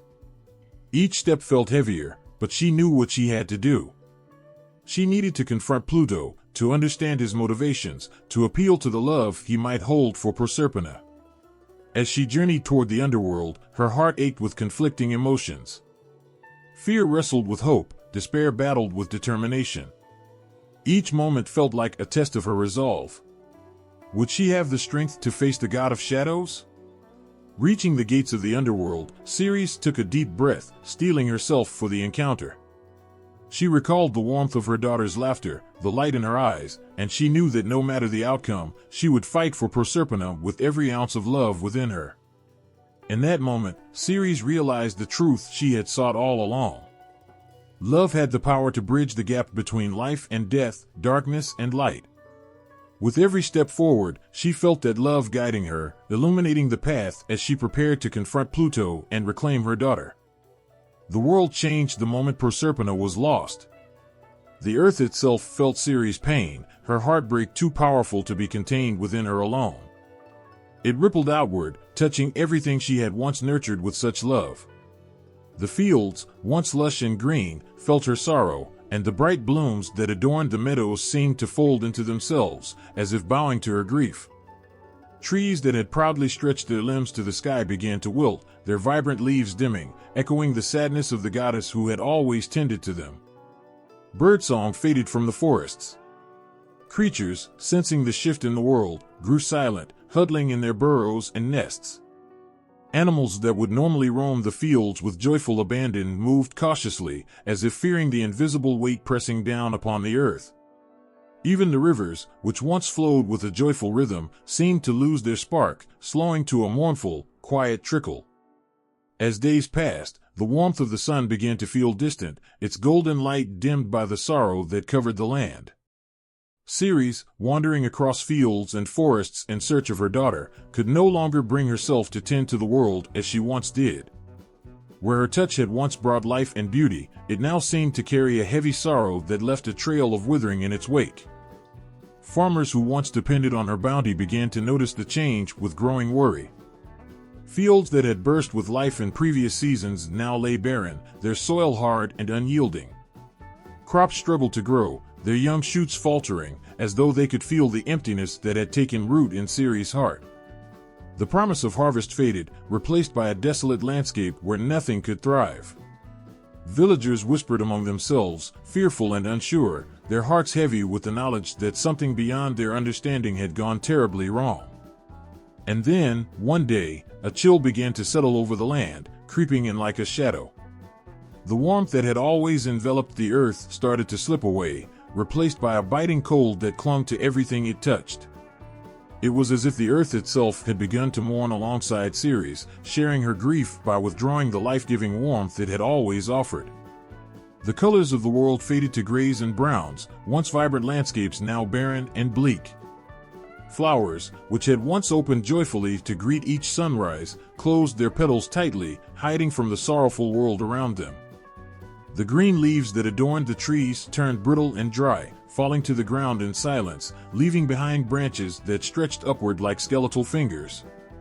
People wrapped themselves in cloaks, seeking warmth where they could, but nothing could shield them from the chill that seemed to seep into their bones. They spoke of Ceres with reverence and fear, understanding that her grief was too vast, too consuming for anyone to console. And as they watched the earth grow colder, they began to realize that something unprecedented was happening, a change that was greater than anything they had ever known. Frost appeared, delicate patterns tracing across the ground in the early mornings, capturing the frozen breaths of nature itself. Dewdrops that once sparkled with life now lay frozen, tiny crystal tears on withered leaves and grass. The land had fallen into a slumber, as if waiting for the warmth of Ceres' heart to return. In her sorrow, Ceres could not see the devastation her grief had caused. Her mind was filled with thoughts of Proserpina, memories of laughter and light, of days spent together beneath the sun's warm embrace. She wandered the earth, calling her daughter's name, her voice echoing through the silent forests and empty fields. Her heart ached with each unanswered cry, with every step that brought no trace of Proserpina's presence. As days passed, snow began to fall, soft, silent, and pure, blanketing the world in white. It was as though the earth itself had laid down a shroud of mourning, covering the land in silence and stillness.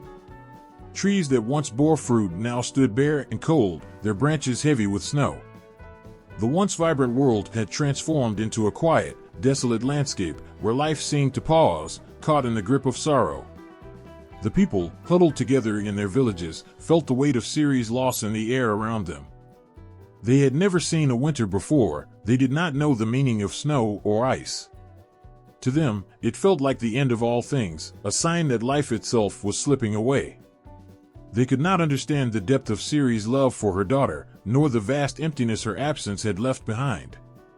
All they knew was that something was missing, a warmth, a light, a life that had once sustained them all. As the snow continued to fall, Ceres wandered on, her footsteps slow and heavy.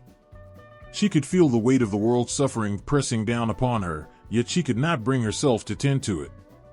Her heart was bound to Proserpina, her thoughts consumed by her daughter's laughter, her smile, her warmth. She could not bear to face a world without her, and so she allowed it to wither and fade, just as her own spirit had. The earth, bound to Ceres as deeply as she was bound to Proserpina, mirrored her sorrow in every frozen stream, every barren field, every snow-covered tree. Nature itself mourned, sharing her pain, holding its breath in anticipation, waiting for the day when Proserpina might return and bring life back to the world once more. The first winter had arrived, a season born of a mother's love and grief, a reflection of the aching void left by Proserpina's absence. The world would wait, silent and still, until the day Ceres' heart could once again feel the warmth of her daughter's presence. Only then, with Proserpina's return, would the earth awaken from its sorrowful slumber, blossoming once more under the touch of a mother's love. The air was different down here. Proserpina could feel it, a chill that seeped into her bones, a silence that pressed down upon her heart. Shadows stretched endlessly in Pluto's domain, their cold stillness filling every corner, whispering secrets of a place that belonged neither to the living nor the dead. She stood on unfamiliar ground, her heart heavy with longing for the world above, where sunlight warmed the earth and colors bloomed in bright, joyful shades. But here, in the underworld, light was a stranger, and warmth seemed like a distant memory. As her eyes adjusted to the darkness, Proserpina began to take in her surroundings. The landscape was hauntingly beautiful, yet strange, a place that seemed to echo with lost dreams and forgotten memories. Black rivers wound through vast, desolate fields, their waters as dark as night, moving with a silence that felt unnerving. Every ripple seemed to hold a story, as if each soul that crossed into this world left a fragment of itself behind, blending into the currents that flowed with quiet purpose. The halls where Pluto reigned were grand but somber, adorned with stones that glimmered faintly in the shadows, casting a ghostly light. Walls of onyx and deep obsidian stretched upward, meeting high arches that seemed to disappear into darkness. It was as if the underworld had no end, its vastness echoing the eternity it housed. This place was an eternal resting ground, a final refuge for those whose lives had ended. Yet, here she was, alive among the dead, feeling both frightened and strangely curious. Proserpina's heart ached as she thought of her mother. She could almost feel Ceres' grief, sensing the depth of her mother's love and the unimaginable sorrow she must now be carrying. The thought of it weighed on her, and yet, she could not escape the undeniable pull of this strange realm. There was something here that called to her, something ancient and powerful, something that seemed to recognize her presence and whisper her name in the silence. As she wandered, she became aware of the souls around her, moving like wisps of smoke, silent and somber. Some glanced in her direction, their faces pale and weary, carrying expressions of a sadness beyond words. They moved with the grace of a memory, fading into the background, a reminder of life that once was. She felt a pang of compassion for them, these souls who had loved, lost, and finally arrived here, to this place of rest. Her presence seemed to intrigue them, a spark of life in a world of stillness. It was as if they, too, felt the bittersweetness of her existence among them, a symbol of life in a place where life had ceased. Pluto himself was a presence she could feel even before she saw him. The lord of this realm carried an aura of quiet strength, a being who held dominion over death yet carried his own burden of loneliness. When he approached, there was no mistaking the sorrow that lingered behind his gaze. It was as if he, too, was trapped, bound to a place where memories of warmth and light were but shadows in the distance. Though he ruled here, his heart seemed touched by a sadness that even power could not dispel. And as he looked upon Proserpina, she sensed a longing in him, a desire to share this world with someone who could understand both its beauty and its sorrow. Pluto was gentle in his manner, speaking in low, resonant tones that seemed to blend with the darkness around them. He showed her parts of his kingdom, revealing hidden groves filled with pale flowers that glowed softly, like stars captured in petals. These flowers were unlike any she had seen, their beauty cold and ethereal, untouched by sunlight yet resilient, thriving in this world without warmth. She felt a pang of wonder at their existence, a delicate beauty blooming in the midst of shadows, as if to defy the silence that surrounded them. As she continued to explore, Proserpina noticed how time moved differently here, in strange cycles that left her disoriented. Days and nights seemed to blend into one another, with no sun to mark their passing. She found herself feeling both lost and strangely at peace, her heart suspended between sorrow and curiosity. Every step she took revealed more of Pluto's world, a kingdom that held both emptiness and quiet majesty, a reflection of its ruler's heart. It was a place where life seemed distant yet not forgotten, a place where every soul carried its own echo of a life once lived. Gradually, Proserpina began to understand the weight Pluto carried, the weight of holding dominion over all who had come to rest here, each soul a part of his kingdom, each story woven into the fabric of this dark land. And in a strange way, she began to feel a connection to him, a sympathy for the loneliness that marked his existence. She realized that his world was not just one of despair, but a place of memories, where each soul found peace in its own way, a place where even in the shadows, there was a quiet acceptance. Yet, even as she grew accustomed to the mysteries of this land, Proserpina's heart yearned for the warmth of the world above. She missed the laughter, the sunlight, the soft earth beneath her feet. She missed her mother, whose love was as constant as the seasons. The underworld held its own haunting beauty, a beauty she had come to see, but it could not fill the void left by the life she had known. Still, she felt a sense of responsibility, a connection to Pluto and the souls he guarded, as if by being here, she could offer some light to this place of darkness. And so, she remained, caught between worlds, a living being in a land of shadows. Each day, she walked through the quiet fields, her presence a reminder of life and hope. Souls drifted toward her, drawn by the spark she carried, a spark that reminded them of the warmth they had left behind. She felt both sadness and compassion, a gentle sorrow for each soul's journey, and in her heart, she knew that even here, among the lost, there was a strange kind of love, a love that grew from the acceptance of endings, from the quiet peace of remembering. As she continued to experience the underworld, Proserpina could feel herself changing, her heart touched by the sorrow and beauty of this world. She knew she was part of something larger, a bridge between life and death, a symbol of hope in a place that rarely saw it. And though she longed for the life she had known, she found herself drawn to the quiet strength of Pluto and the delicate beauty that lay hidden within his realm, a beauty that only those willing to see could understand. Each day in the underworld felt like a lifetime. For Proserpina, life was now a quiet echo, different from the sunlit, vibrant world she once knew. Here, shadows were her company, and stillness her constant companion. The air was heavy with a silence that seemed to stretch endlessly, a silence that whispered secrets from the souls that lingered, resting in Pluto's dark domain. As she walked the solemn fields, Proserpina could feel herself slowly becoming a part of this shadowed place, her heart learning the rhythm of the underworld's timeless pulse. Her presence was a mystery here, even to herself. She was still a living soul, vibrant and breathing, yet tethered to this world of the dead. Each day, she wandered the ethereal landscapes with a strange mix of awe and sorrow. The underworld was like a haunting lullaby, filled with moments of unexpected beauty, the glow of ghostly flowers that seemed to bloom for her alone, the soft lapping of dark waters along forgotten shores. There were times when she almost felt a peace, a feeling that despite the shadows, there was something deeply sacred here, a quiet love that came from the acceptance of life's end. In these silent days, Pluto was never far from her mind, and often not far from her side. His presence was both commanding and gentle, a powerful yet watchful force. When he looked at her, it was with a kind of reverence, as if she embodied something he had forgotten. He would walk beside her, guiding her through the vast halls, showing her the quiet groves hidden within the darkness. Though his words were few, there was a kindness in them, a longing that spoke of his own isolation, a yearning that she understood all too well. Their moments together were strange, marked by both distance and understanding. Pluto was careful with her, as if he feared he might frighten her with the weight of his presence. He seemed to recognize her sorrow, even before she spoke of it, and though he was the lord of this shadowed world, he did not push her to accept it. Instead, he shared pieces of it with her, in small, quiet moments, showing her the beauty that lay within the silence, the peace that resided even in the stillness of death.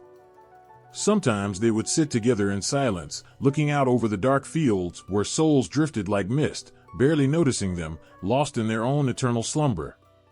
Proserpina found herself drawn to these souls, to their stories and the lives they had once lived. She would ask Pluto about them, her voice soft, her heart heavy with compassion. He would answer in gentle tones, sharing fragments of the soul's pasts, telling her of lives filled with love, of hearts that had once been joyful, now finding their rest. There was a beauty in these stories, a comfort that soothed her own heart, reminding her that even here, love and memory lived on. Over time, Proserpina found herself adjusting, her heart learning to find calm within the underworld's silent embrace. She began to see things that had once been hidden to her, the quiet resilience of flowers that bloomed without sunlight, the strength of rivers that flowed through the darkness without end. She found herself caring for these small beauties, tending to them with a gentle hand, as if they were reminders of the life she had left behind. In these simple acts, she felt connected to the world above, to her mother, to the earth that still held her heart. Pluto, too, seemed to change in her presence. His once stern gaze softened when she was near, his dark robes no longer a shadow that frightened her, but rather a shelter she could lean into. He would watch her as she tended to the pale blossoms, his face touched by an expression she could not quite place. She felt his care in these moments, a silent devotion that did not ask anything from her but her presence. He would speak to her of the stars, of things beyond this world and the one above, and for a moment, she would feel a warmth that defied the chill of the underworld. As their days turned into an endless flow of time, Proserpina began to see Pluto not as the Lord of Shadows, but as someone just as lost as she was, a soul bound to his own fate. She saw the weight he bore, the loneliness that had become his companion long before she had arrived. She felt a compassion for him, a tenderness that surprised her, as if her own heart were reaching out to touch his. In his company, the darkness seemed softer, less daunting, as if they were sharing a secret that only the two of them could understand. Proserpina learned to find joy in the small moments, the glow of pale flowers, the gentle sound of Pluto's voice, the quiet companionship they shared. Her laughter, though rare, would echo softly through the dark halls, a sound that seemed to breathe life into the shadows. And though the underworld was a place of endings, she felt a strange beginning within herself, a peace that came from accepting both her sorrow and the beauty that lived within it. Yet, even as she grew more accustomed to this new world, a part of her heart remained tied to the light above, to the mother who waited for her, grieving each passing day. She would sometimes whisper Ceres' name, her voice barely more than a breath, and Pluto would look at her with a quiet understanding, as if he, too, carried the weight of that name. In those moments, he would place a hand on her shoulder, a silent acknowledgement of her loss, a reminder that even in this world of shadows, she was not alone. Through her days with Pluto, Proserpina came to see him not as a captor, but as a companion, a presence that had its own gentle light, hidden within the shadows. They were bound by fate, two souls caught between worlds, finding solace in each other's company. And though their time together was filled with silence, it was a silence that spoke volumes, a shared understanding that words could never capture. In the underworld, Proserpina was learning that life and death were not separate, but woven together, each a part of the other. She began to see beauty in the stillness, a love that existed even in darkness, and a connection that could transcend even the boundaries of life itself. And though she still longed for the world above, she found herself touched by this shadowed world, her heart forever changed by the life she had found within it. It was as though the underworld itself held its breath, waiting for her. Proserpina, the maiden of spring, brought a gentle spark to this realm of shadows, a presence that seemed almost out of place in the depths of Pluto's world. Her connection to life was undeniable, even here where life was but a memory for most souls. As she moved, a warmth seemed to trail in her wake, the slightest glimmer of what she had once been, bringer of light, of rebirth, of the fragile first bloom that defied winter's hold. But here, in the darkness, Proserpina's connection to spring took on a new depth. She was no longer simply the goddess who coaxed the flowers to life or who stirred seeds from their long slumber. Now, she embodied the paradox of life within death, a living force among shadows. In the underworld, the idea of spring was not one of blossoms or color, but of a spirit that refused to let darkness consume it entirely. Proserpina held that spirit in her very soul. It shone quietly, like a hidden ember, giving her strength when her heart grew heavy. There was something sacred in her connection to the seasons, a mystery that even the souls around her could feel. The underworld, accustomed to stillness and silence, stirred in her presence. Flowers, pale and ghostly, began to unfurl in places where they had never bloomed before. Small signs of life appeared, delicate mosses in forgotten corners, patches of faintly glowing mushrooms, clusters of flowers that seemed to bloom only for her, their petals mirroring her own tender resilience. These fragile blossoms were drawn to her as if they recognized her essence, as if they knew that Proserpina's heart belonged to spring. Though bound to this shadowed place, Proserpina found that her memories of the earth above still pulsed within her, vivid and unbroken. She could recall with piercing clarity the feeling of the sun on her skin, the delicate scent of wildflowers in the breeze, the touch of warm soil beneath her fingers. These memories sustained her, grounding her in her identity even as she walked through the somber paths of the underworld. She found herself caring for the small signs of life that dared to exist in this place, tending to them with the same gentle touch she had once used on the fields above. Pluto, watching her, saw this connection to life that he could never fully understand. There was a reverence in his gaze, a recognition that in her, life and death were not enemies, but two sides of a single truth. He could see the strength in her spirit, the way she held onto her essence even as the shadows tried to draw her in. She was both his queen and something far more mysterious, a reminder of what he had lost, of a world he could never touch. He did not ask her to change, to become anything other than who she was, for he knew that Proserpina's spirit could not be confined. In moments of stillness, Proserpina would kneel among the ghostly flowers and press her fingers to the earth, her heart aching with longing. She knew that the cycle of the seasons depended on her, that above, her absence left a world waiting in sorrow. Without her presence, the fields lay dormant, the seeds refused to grow, and the people of the earth waited in vain for the warmth that only she could bring. Her mother, Ceres, surely mourned her still, and the thought of her mother's grief brought a tear to her eye. Yet, here, she remained bound, her fate entwined with Pluto's domain. The underworld was her home now, at least for part of the year, and she knew that to live here, she would have to bring some measure of spring into this land. She closed her eyes, reaching within herself for the life she held so dearly, a life that persisted even in darkness. She found that she could still feel the pulse of the earth, the quiet promise of growth that existed even here. And as she held onto that feeling, the underworld seemed to respond, stirring with a quiet, tentative hope. The seeds of spring within Proserpina became a symbol of resilience, a reminder that life and warmth could exist even in the most desolate places. Her presence softened the underworld's edges, bringing a grace that made even Pluto pause. He had brought her here, bound her to his realm, yet he could see that in doing so, he had not taken her spirit. She remained unbroken, a goddess whose power was not in force but in quiet defiance, a strength that would endure long after winter's cold grip.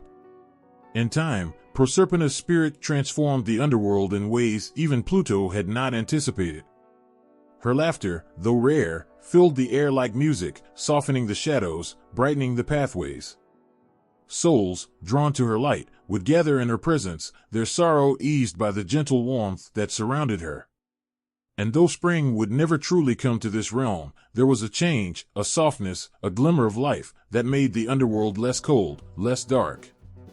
Proserpina herself came to accept her dual role as both the bringer of life and queen of this shadowed land. She was the goddess who could walk through darkness with the light of spring still alive within her, a beacon for those who had lost hope. Though her heart longed for the fields and sunlight, she found a purpose here, a reason to nurture even the smallest signs of life. In doing so, she honored her mother's love, her bond to the earth, and the resilience that lay within her own heart. Her time in the underworld would never take away her spirit, rather, it gave her strength she had never known, a strength that allowed her to carry spring within her, wherever she went. And so, with each passing day, Proserpina became more than just the goddess of spring. She became the embodiment of hope in the midst of despair, of life that persists, even in the face of sorrow. Hers was a light that would never be extinguished, a warmth that defied even the deepest shadows. Proserpina was more than just a daughter and a queen. She was the pulse of spring itself, the bloom that pushes through the thawing earth, the warmth that whispers to frozen ground, coaxing it awake. Even in the shadows of the underworld, her spirit held the promise of life and rebirth. Though bound in a land where the sun was but a faint memory, her heart still beat with the rhythm of budding life, a silent echo of the world above, reminding her who she was and what she would one day bring back. Every part of her belonged to spring, the way her laughter could soften the edges of any harsh day, the way her presence could fill the air with hope, the way a simple glance from her held the promise of new beginnings. Here, in the underworld, that same light could not be extinguished. Though her surroundings were cloaked in shadows, and the weight of Pluto's domain bore down on her, she carried a quiet resilience that even darkness could not break. Her connection to spring wasn't merely a title or role, it was as much a part of her as her own heartbeat. And so, in the very depths of her sorrow and longing, Proserpina found that spring lived on within her. The seeds of spring, resting dormant but unwavering, became her comfort. She would close her eyes and remember the feel of warm sunlight across her face, the scent of earth thawing after the long winter, the way life began anew, quietly, persistently. Those memories sustained her, reminded her that though she was bound to this shadowed land, her essence could not be confined. She could sense life, in its tiniest, most fragile forms, yearning to emerge around her. And just as spring awakens the sleeping world above, she began to nurture whatever hints of life dared to exist here in this cold place. Little by little, her touch brought subtle changes. In her presence, pale flowers began to bloom in hidden corners of the underworld, delicate and ethereal. They reached for her, as if recognizing in her the same breath of spring that had called them forth on the earth. She tended to these small marvels with the care and tenderness that marked her every action, pouring her heart into each petal, each blade of grass that dared to grow beside her. Even Pluto himself was moved by the sight, for he saw in these fragile blooms the strength of life that even his realm could not suppress.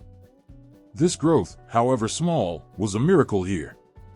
And in nurturing it, Proserpina found solace and strength. Every flower that unfurled in the dim light was a promise to herself, a promise that life could flourish, even in darkness. And though she was far from the fields of her youth, she found that she could still be the goddess of spring. Her power was not in abundance, but in resilience, and bringing warmth where it had no right to exist. To the souls around her, she became a beacon of hope. They felt her light as they drew near, the soft touch of spring lingering in her presence. It reminded them of a world they had once known, of memories now lost to time, but kept alive in their hearts. Proserpina brought them comfort, her gentle spirit breathing life into their tired souls, her laughter a sound they cherished in a land that knew little joy.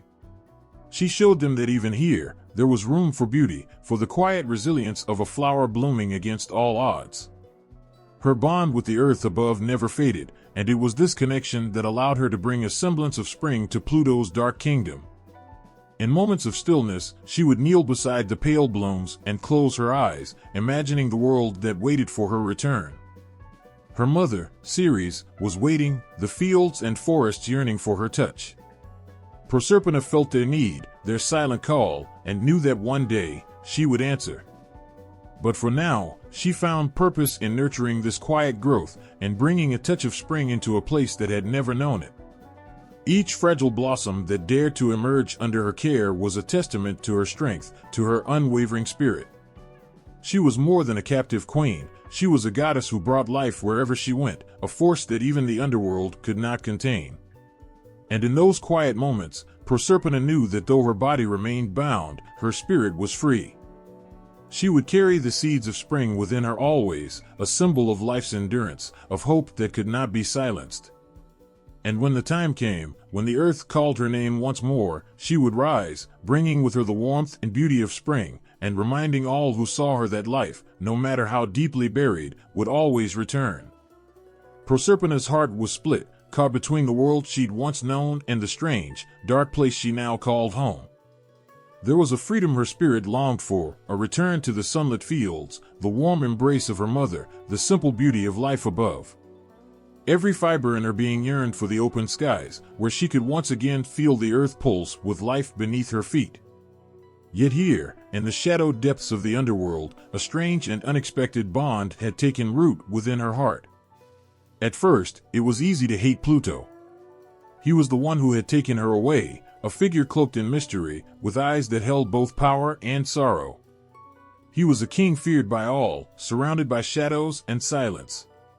Yet as days turned to weeks, Proserpina saw glimpses of something else, moments when his gaze softened, his words gentler than she'd known him capable of. He spoke to her not as a ruler or captor, but as someone who had carried loneliness for longer than any soul should have to bear. And despite her defiance, she found herself drawn to him, caught between her desire to leave and an aching curiosity that was slowly binding her to him. As winter stretched on in the world above, Proserpina felt a warmth here that confused her, a feeling so unexpected it made her heart ache with the weight of it. She began to see that beneath Pluto's hardened exterior, there was a sorrow mirroring her own, a sorrow that had wrapped around him for centuries. She watched him in quiet moments, saw the way he paced through his silent halls, and sensed his longing for something more, something beyond the darkness. In those moments, she understood that Pluto's shadowed world was as much his prison as it was hers. And her heart, despite itself, softened. Their conversations grew deeper, their silences more comfortable. He would tell her stories of ages past, of the worlds he had seen fade and grow again, and of his tireless role in maintaining the balance of life and death. He did not expect her sympathy or understanding, but as she listened, Proserpina found herself feeling both. There was a gentleness hidden within him, and it called to her own, reminding her that even in the deepest shadows, a glimmer of light could be found. But with each passing day, she felt her heart pulled in two opposing directions, toward the freedom she desperately craved and toward this strange connection with a god who understood her loneliness more than anyone else. At night, she would lie awake, torn between her loyalties to her family above and the strange affection budding within her. She longed to return to the world of light, to be with her mother, to hear the wind sing through the fields. But she also knew that, beneath the surface of her heart, she had come to care for Pluto. And he, in turn, had opened a part of himself to her, a part that he had kept hidden from the world. In her moments of solitude, Proserpina found herself questioning where she truly belonged.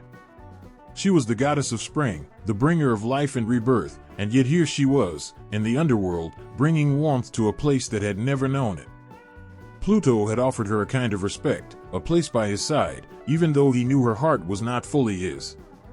There were moments he would look at her, his gaze filled with a longing and an apology all at once, as if he wished he could give her back the world he'd taken. And she, in those moments, felt an unspoken understanding pass between them, one that made her heart ache with confusion and longing. Her spirit was bound to spring, to life, to the endless cycle of growth and renewal.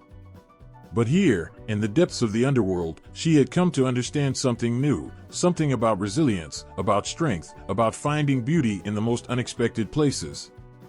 Pluto had shown her a side of existence she had never known, a side that was dark yet beautiful in its own way. And though she fought to deny it, a part of her wondered if this place, and perhaps even this god, might hold a piece of her heart she had never realized was there. Days blurred into nights, and Proserpina felt herself standing on the edge of a choice she wasn't ready to make. She yearned for freedom, for the life she'd left behind, yet she could not deny the strange comfort she had found here. Her connection to Pluto was fragile, like a thread pulled taut between them, but it was real, and it had woven itself into her soul despite her resistance.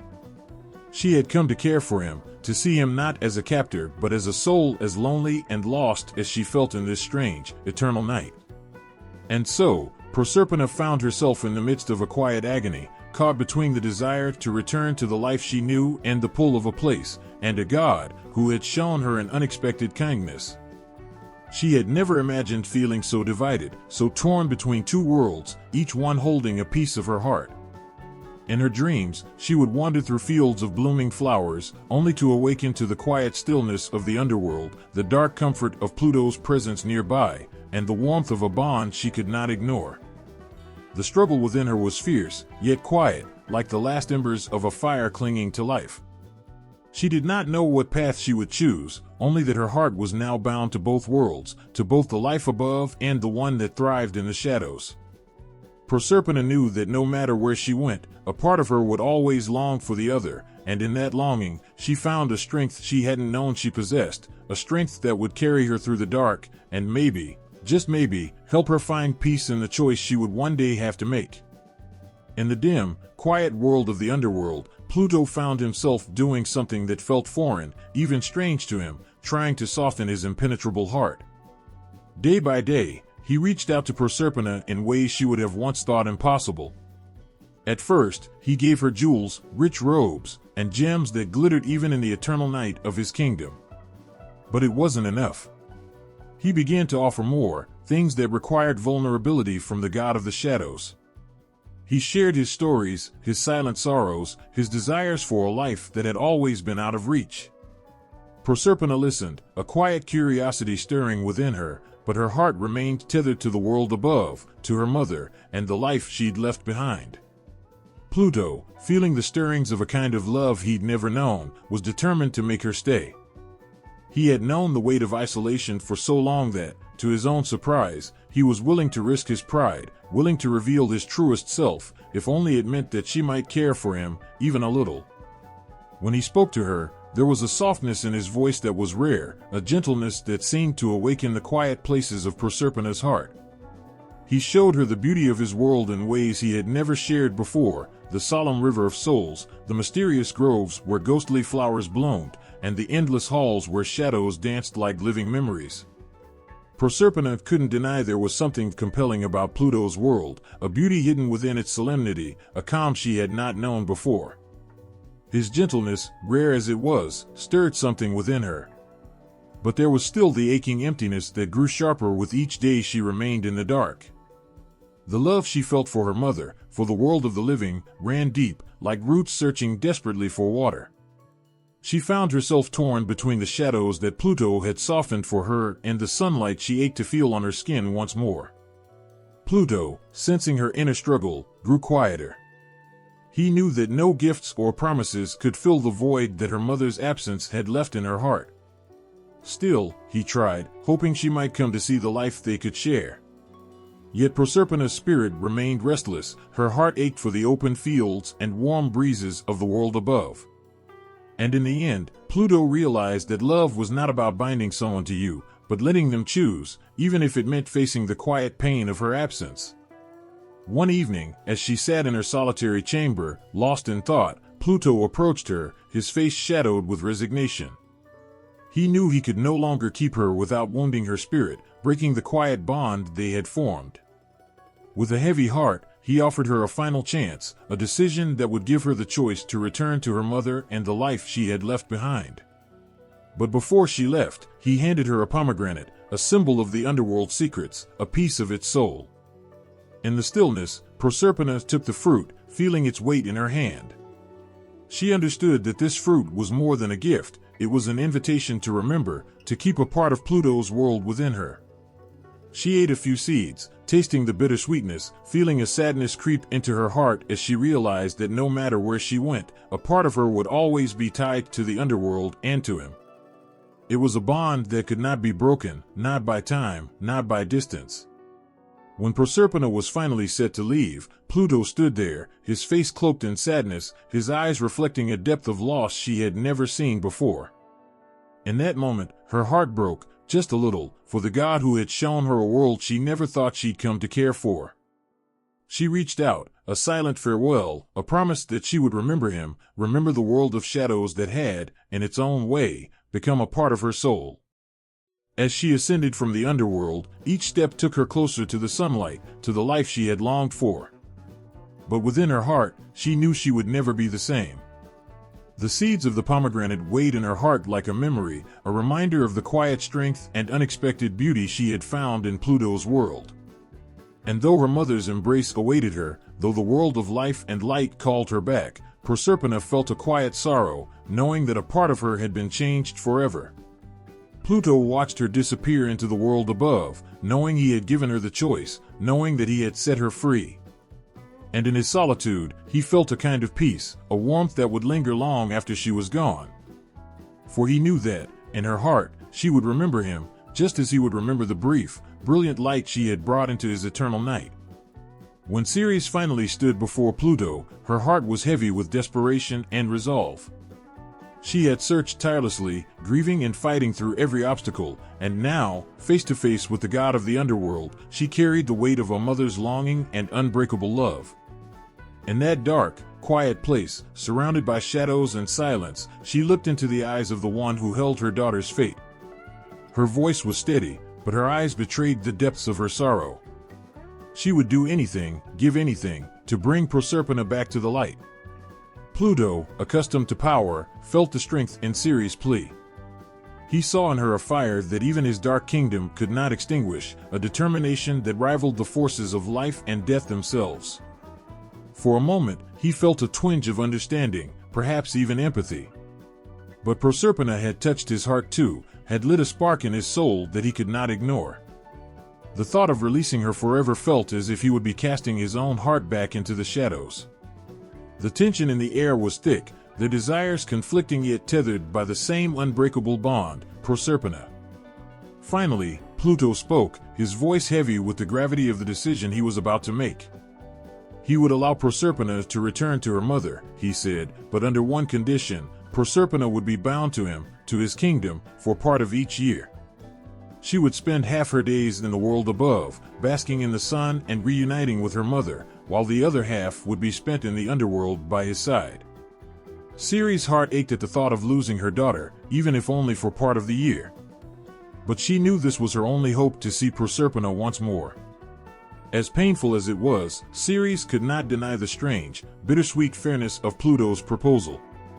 In her heart, she understood that Proserpina had changed. The time she had spent in the underworld had woven new threads into her spirit, binding her in ways even love could not erase. The arrangement offered both mother and lover a bittersweet compromise, a chance to share Proserpina's love and presence, even if it meant a longing that would never truly fade. The air was thick with emotion as they agreed to the terms, both knowing the impact this choice would leave on all their lives. Proserpina, held in a world that demanded her presence and yet drawn to the love that filled her heart, would live forever bound between two worlds. And with each season, Ceres and Pluto would wait, each holding onto the promise of her return. As the deal was sealed, Ceres felt a surge of bittersweet relief, knowing that she would have her daughter back, even if only for part of the year. And Pluto, watching the silent strength of Ceres' love, accepted that Proserpina's heart would always belong to the light as much as it did to his shadows. As Proserpina took her first steps out of the underworld, the earth seemed to hold its breath. She was returning to the world of light, back into her mother's arms, and with each step, the ground beneath her seemed to awaken. Flowers shyly poked their heads from the soil, rivers flowed faster, sparkling as if in celebration, and trees wore their freshest greens. Her presence breathed life into everything she touched, and nature rejoiced with a beauty that felt nearly sacred. For Ceres, watching her daughter emerge from the shadows was a sight that made her heart ache with joy. It was as if the earth itself mirrored her soul, springing to life after enduring the barren, aching months of separation. But this joy was fragile, as both mother and daughter knew the bittersweet rhythm their lives would now follow. Proserpina's time above would be brief, a few precious months under the sun, before the shadows would reclaim her. And so, every spring, Ceres poured all her love, relief, and happiness into the land, causing it to bloom with wild abandon.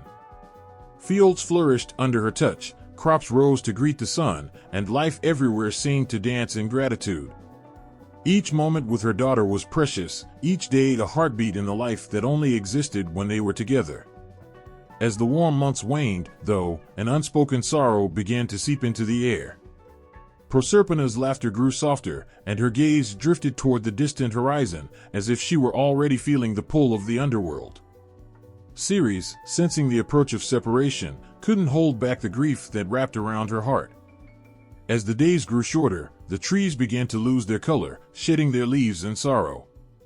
The land that had once thrived began to fall into a quiet slumber, mirroring Ceres' longing as her daughter's departure drew closer.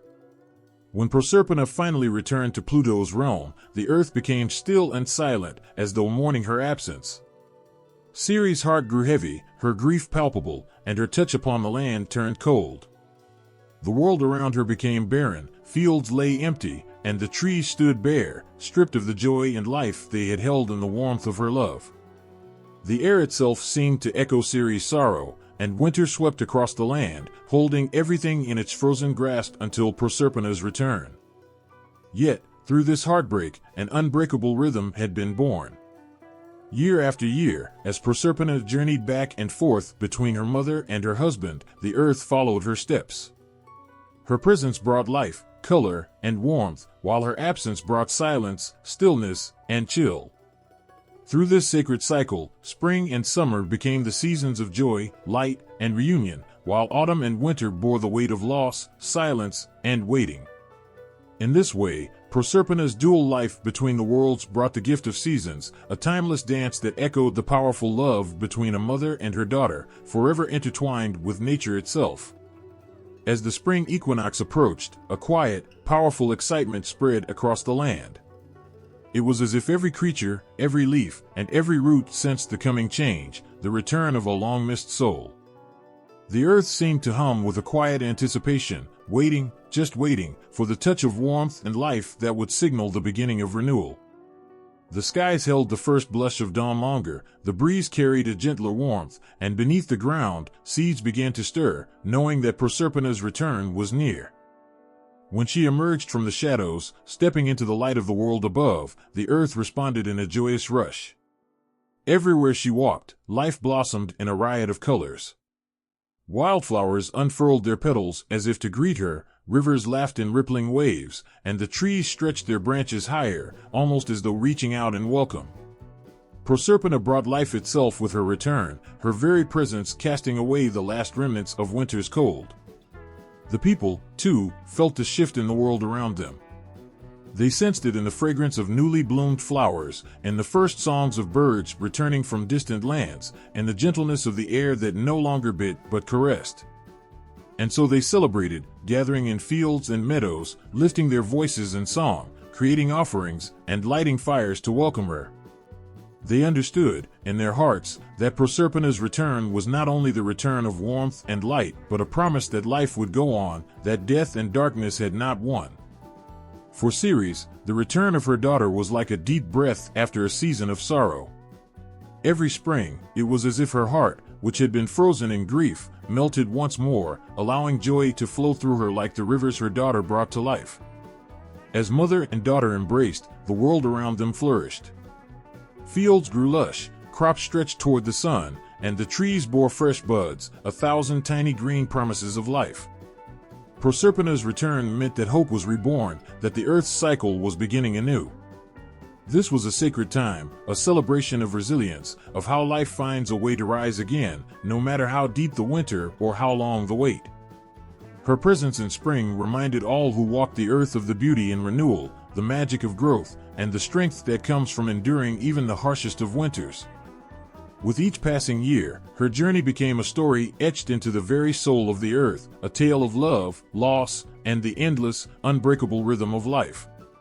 Under the brilliance of the summer sun, the earth felt alive in a way that words could hardly capture.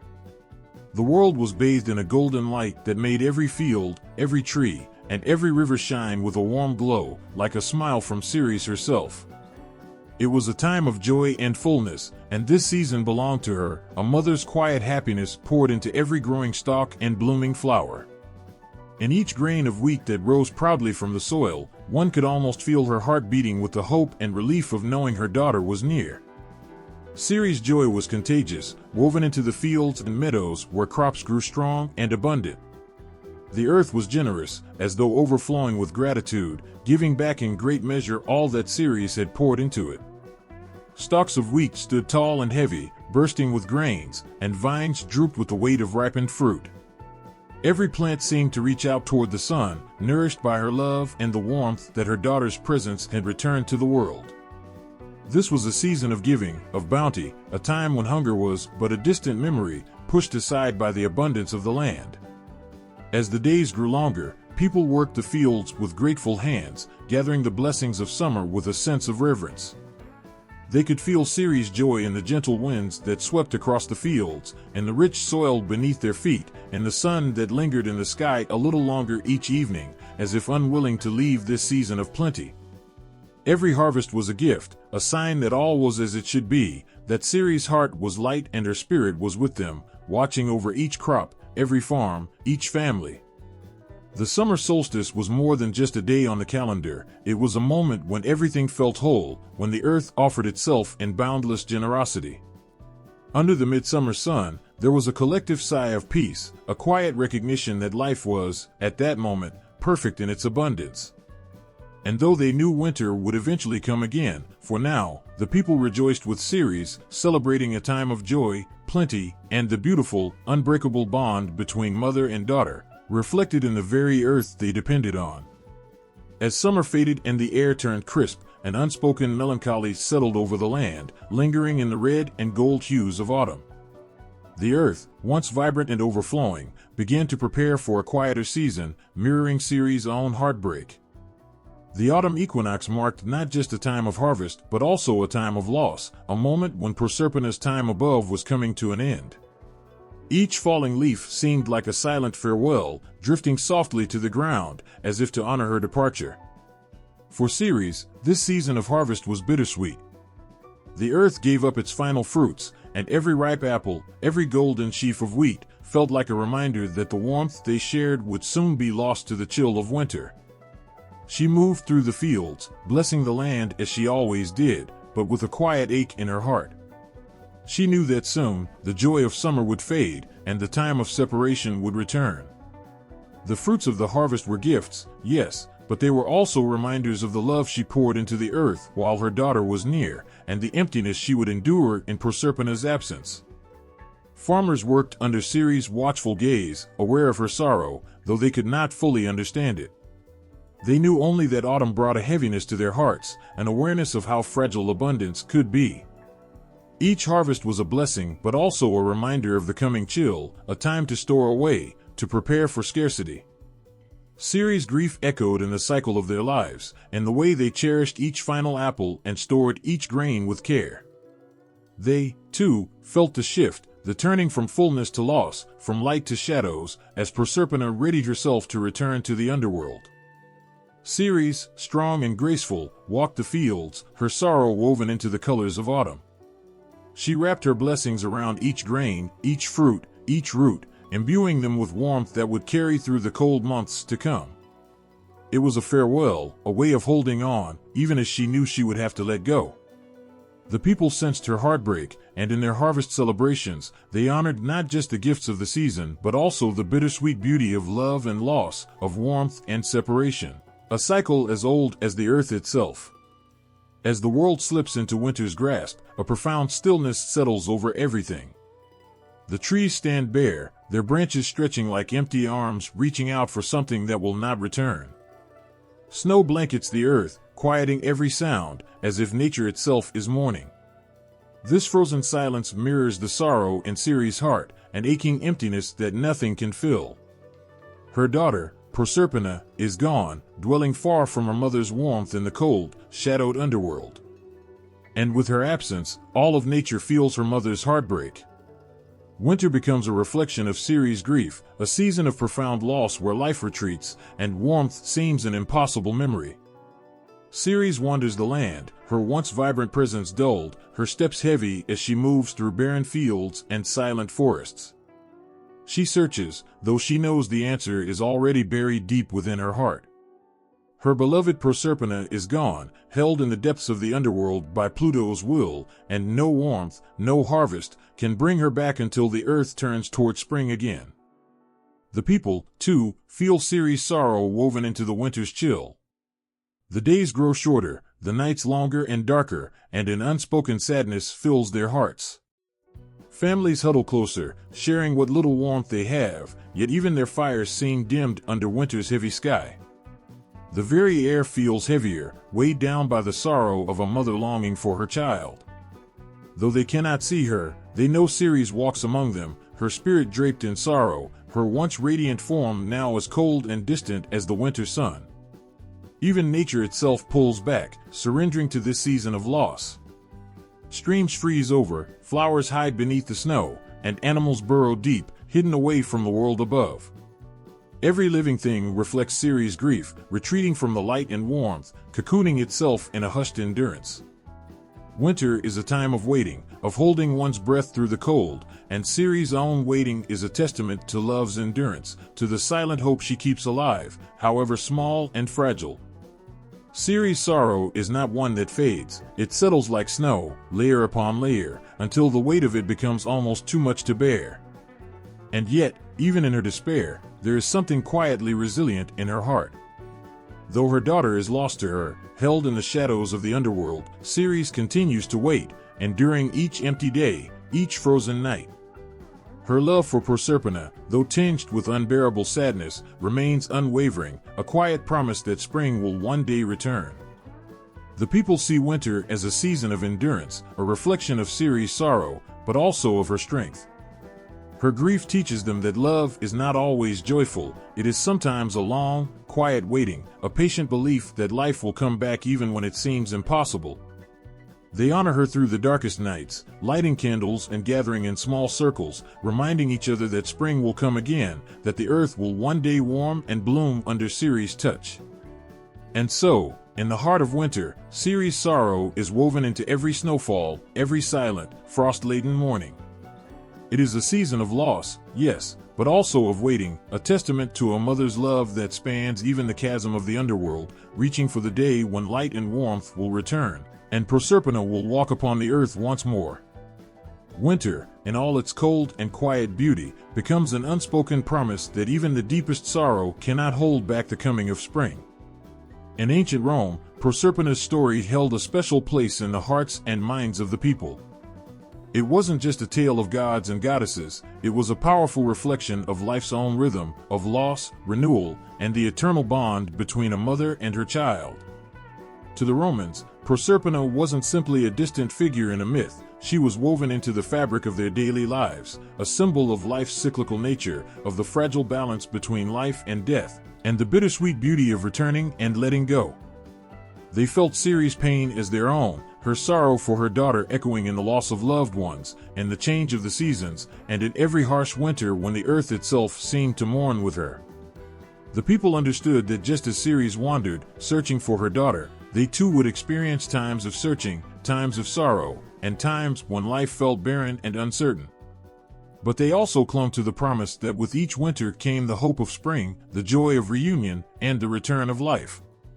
Festivals were held in Proserpina's honor, celebrations that reflected not only her importance but also the depth of Ceres' love and grief. The rites of spring were celebrated with reverence and excitement, marking Proserpina's return to the earth, a time when flowers would bloom, crops would grow, and hope would be rekindled in the hearts of the people. For Romans, the myth wasn't just a story, it was a reminder of the patience and faith needed to endure life's darkest winters, trusting that renewal would come. Ceres and Proserpina's story gave comfort to those who had lost loved ones, as the Romans saw Proserpina's descent into the underworld as a metaphor for the journey into death, a journey not without hope, as Ceres' enduring love brought her back each year. In this cycle, they found solace, believing that their loved ones, too, would find peace in the underworld and that life's end wasn't final but part of a larger, eternal rhythm. They saw Proserpina as both a goddess of the harvest and a queen of the underworld, embodying the mystery of life and death, love and separation. Her myth taught the Romans that life is woven from joys and sorrows, that the seasons of plenty and of scarcity each hold their own beauty and wisdom.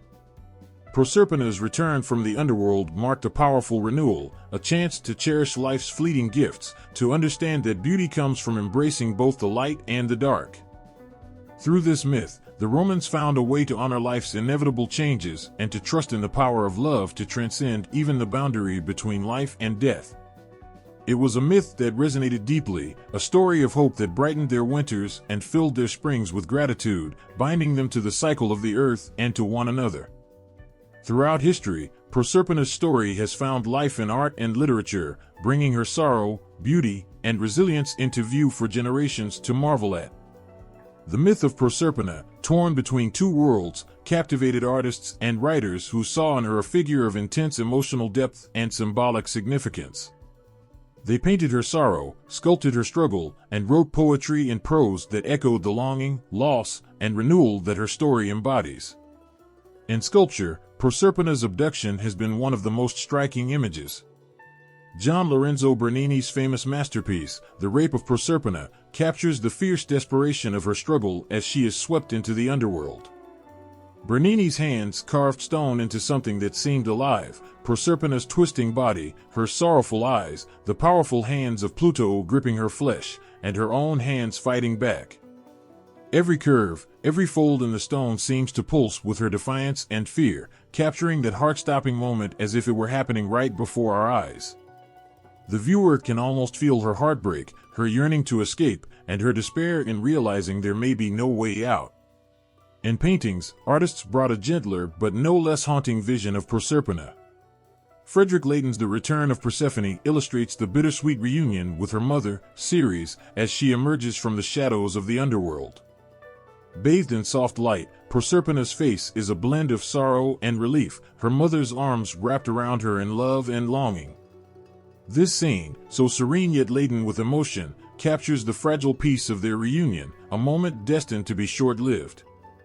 It reminds us of the cycle they're bound to repeat, Proserpina's return to life, then her descent back to the shadows. Poets, too, saw in Proserpina's story a wellspring of inspiration. In the Victorian era, Christina Rossetti's poem A Daughter of Eve explored themes of innocence lost, mirroring Proserpina's own transformation. Rossetti saw in her a figure who was no longer a child but not entirely resigned to her fate as queen of the underworld.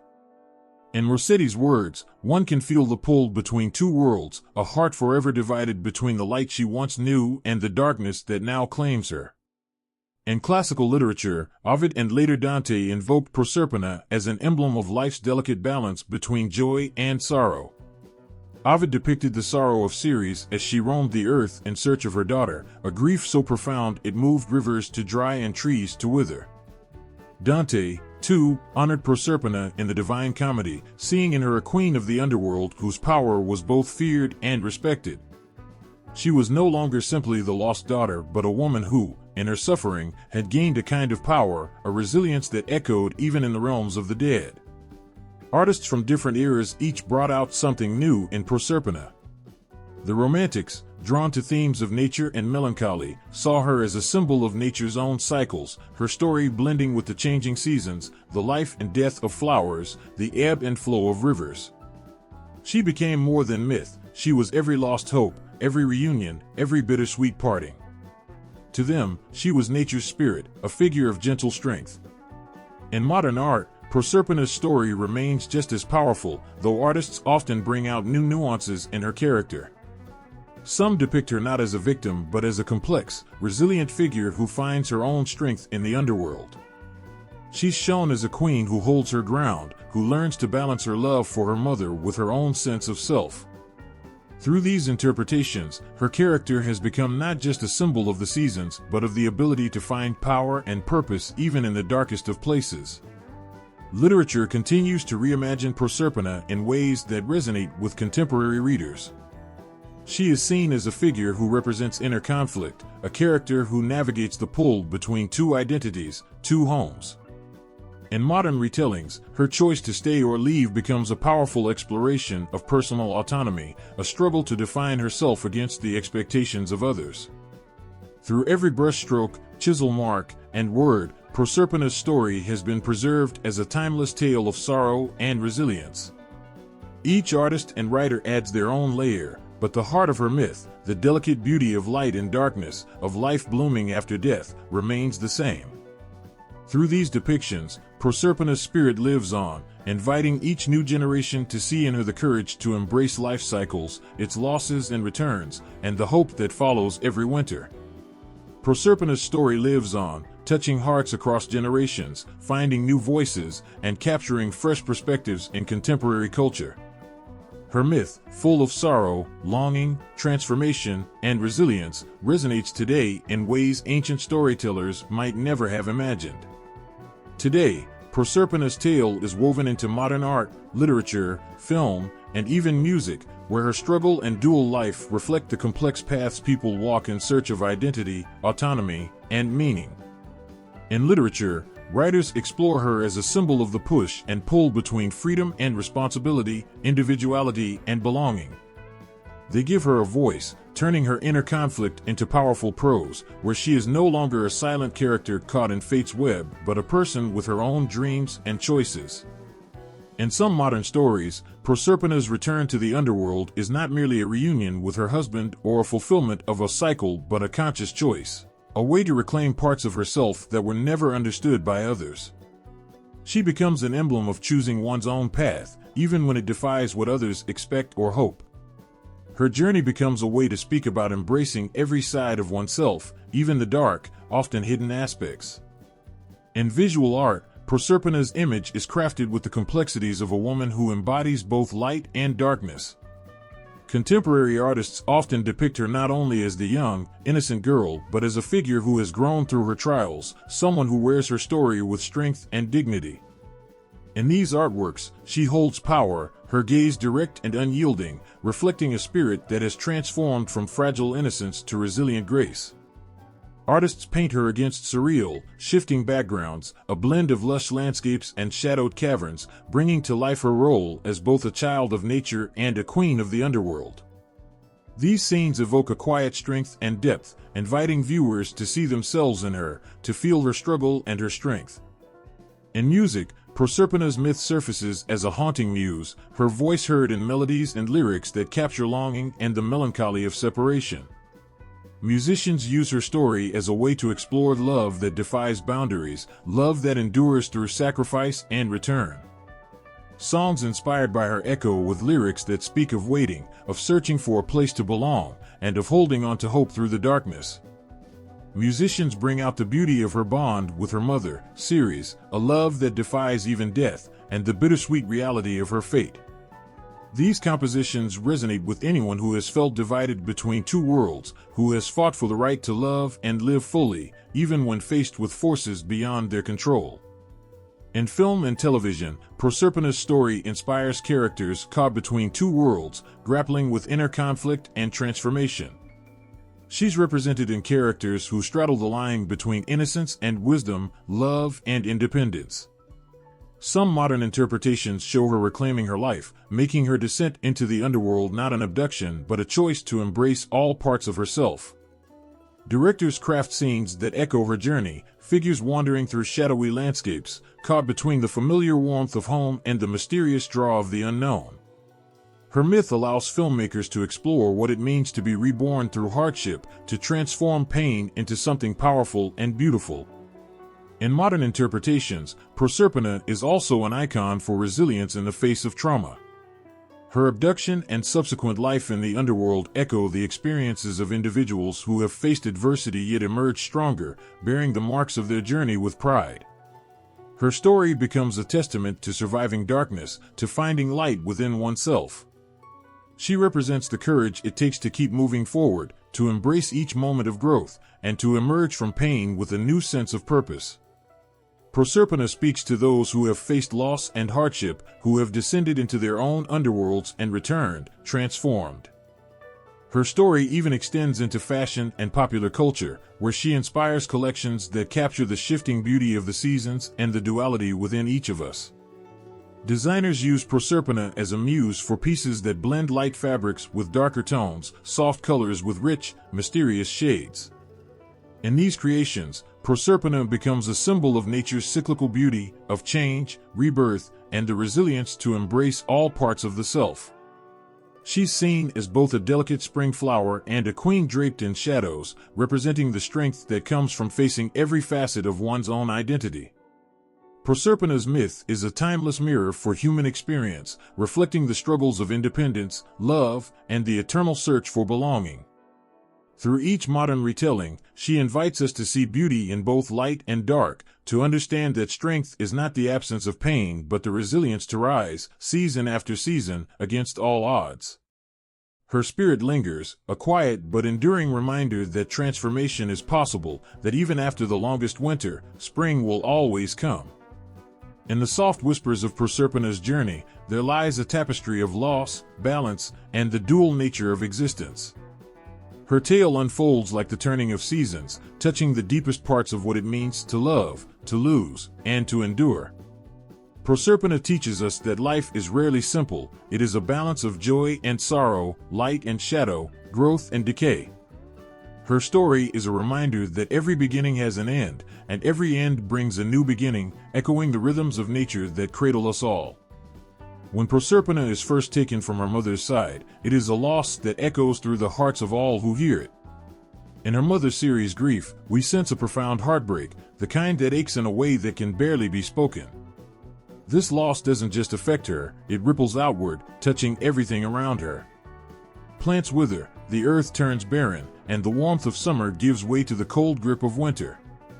Ceres' pain is so strong that it pulls life into its shadow, showing that grief is not something confined to a single heart, but something that can shake the world itself.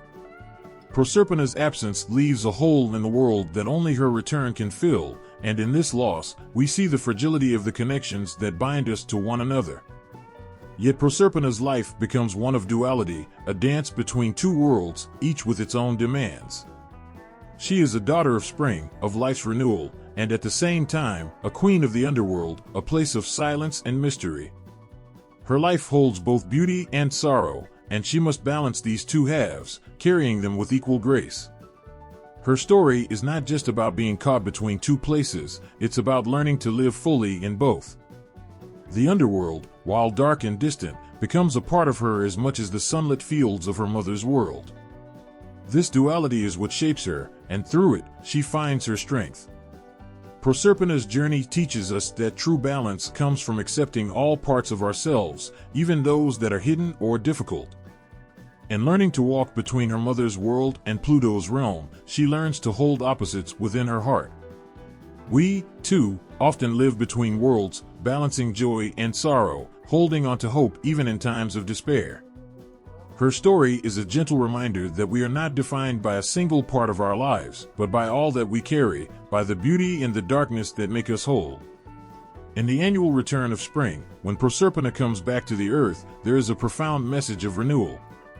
Her return breathes life into the barren fields, bringing back warmth, color, and growth. It's a reminder that no matter how long or dark the winter may be, spring will always follow.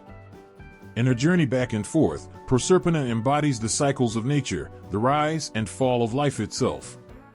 Seasons change, life ebbs and flows, and nothing stays the same forever. Her story is one of resilience, of the strength to endure winter's chill with the promise of spring. And just as the earth flourishes when she returns, we, too, can find renewal after hardship, hope after sorrow. In the silence of the underworld, Proserpina finds a part of herself that cannot exist in her mother's world. In this place of shadows, she learns to see beauty in what is hidden, to find wisdom in silence, and to embrace the parts of life that are mysterious and unknown. Her story speaks to those moments when we must step away from the brightness of certainty and find our way through the quiet depths of our own hearts. She reminds us that darkness is not something to be feared, but something to be understood, something that completes us. Proserpina's journey between light and dark, between loss and renewal, shows us the balance of life itself. Her myth is a gentle, timeless reminder that we are part of something greater than ourselves, bound to the cycles of the earth and sky.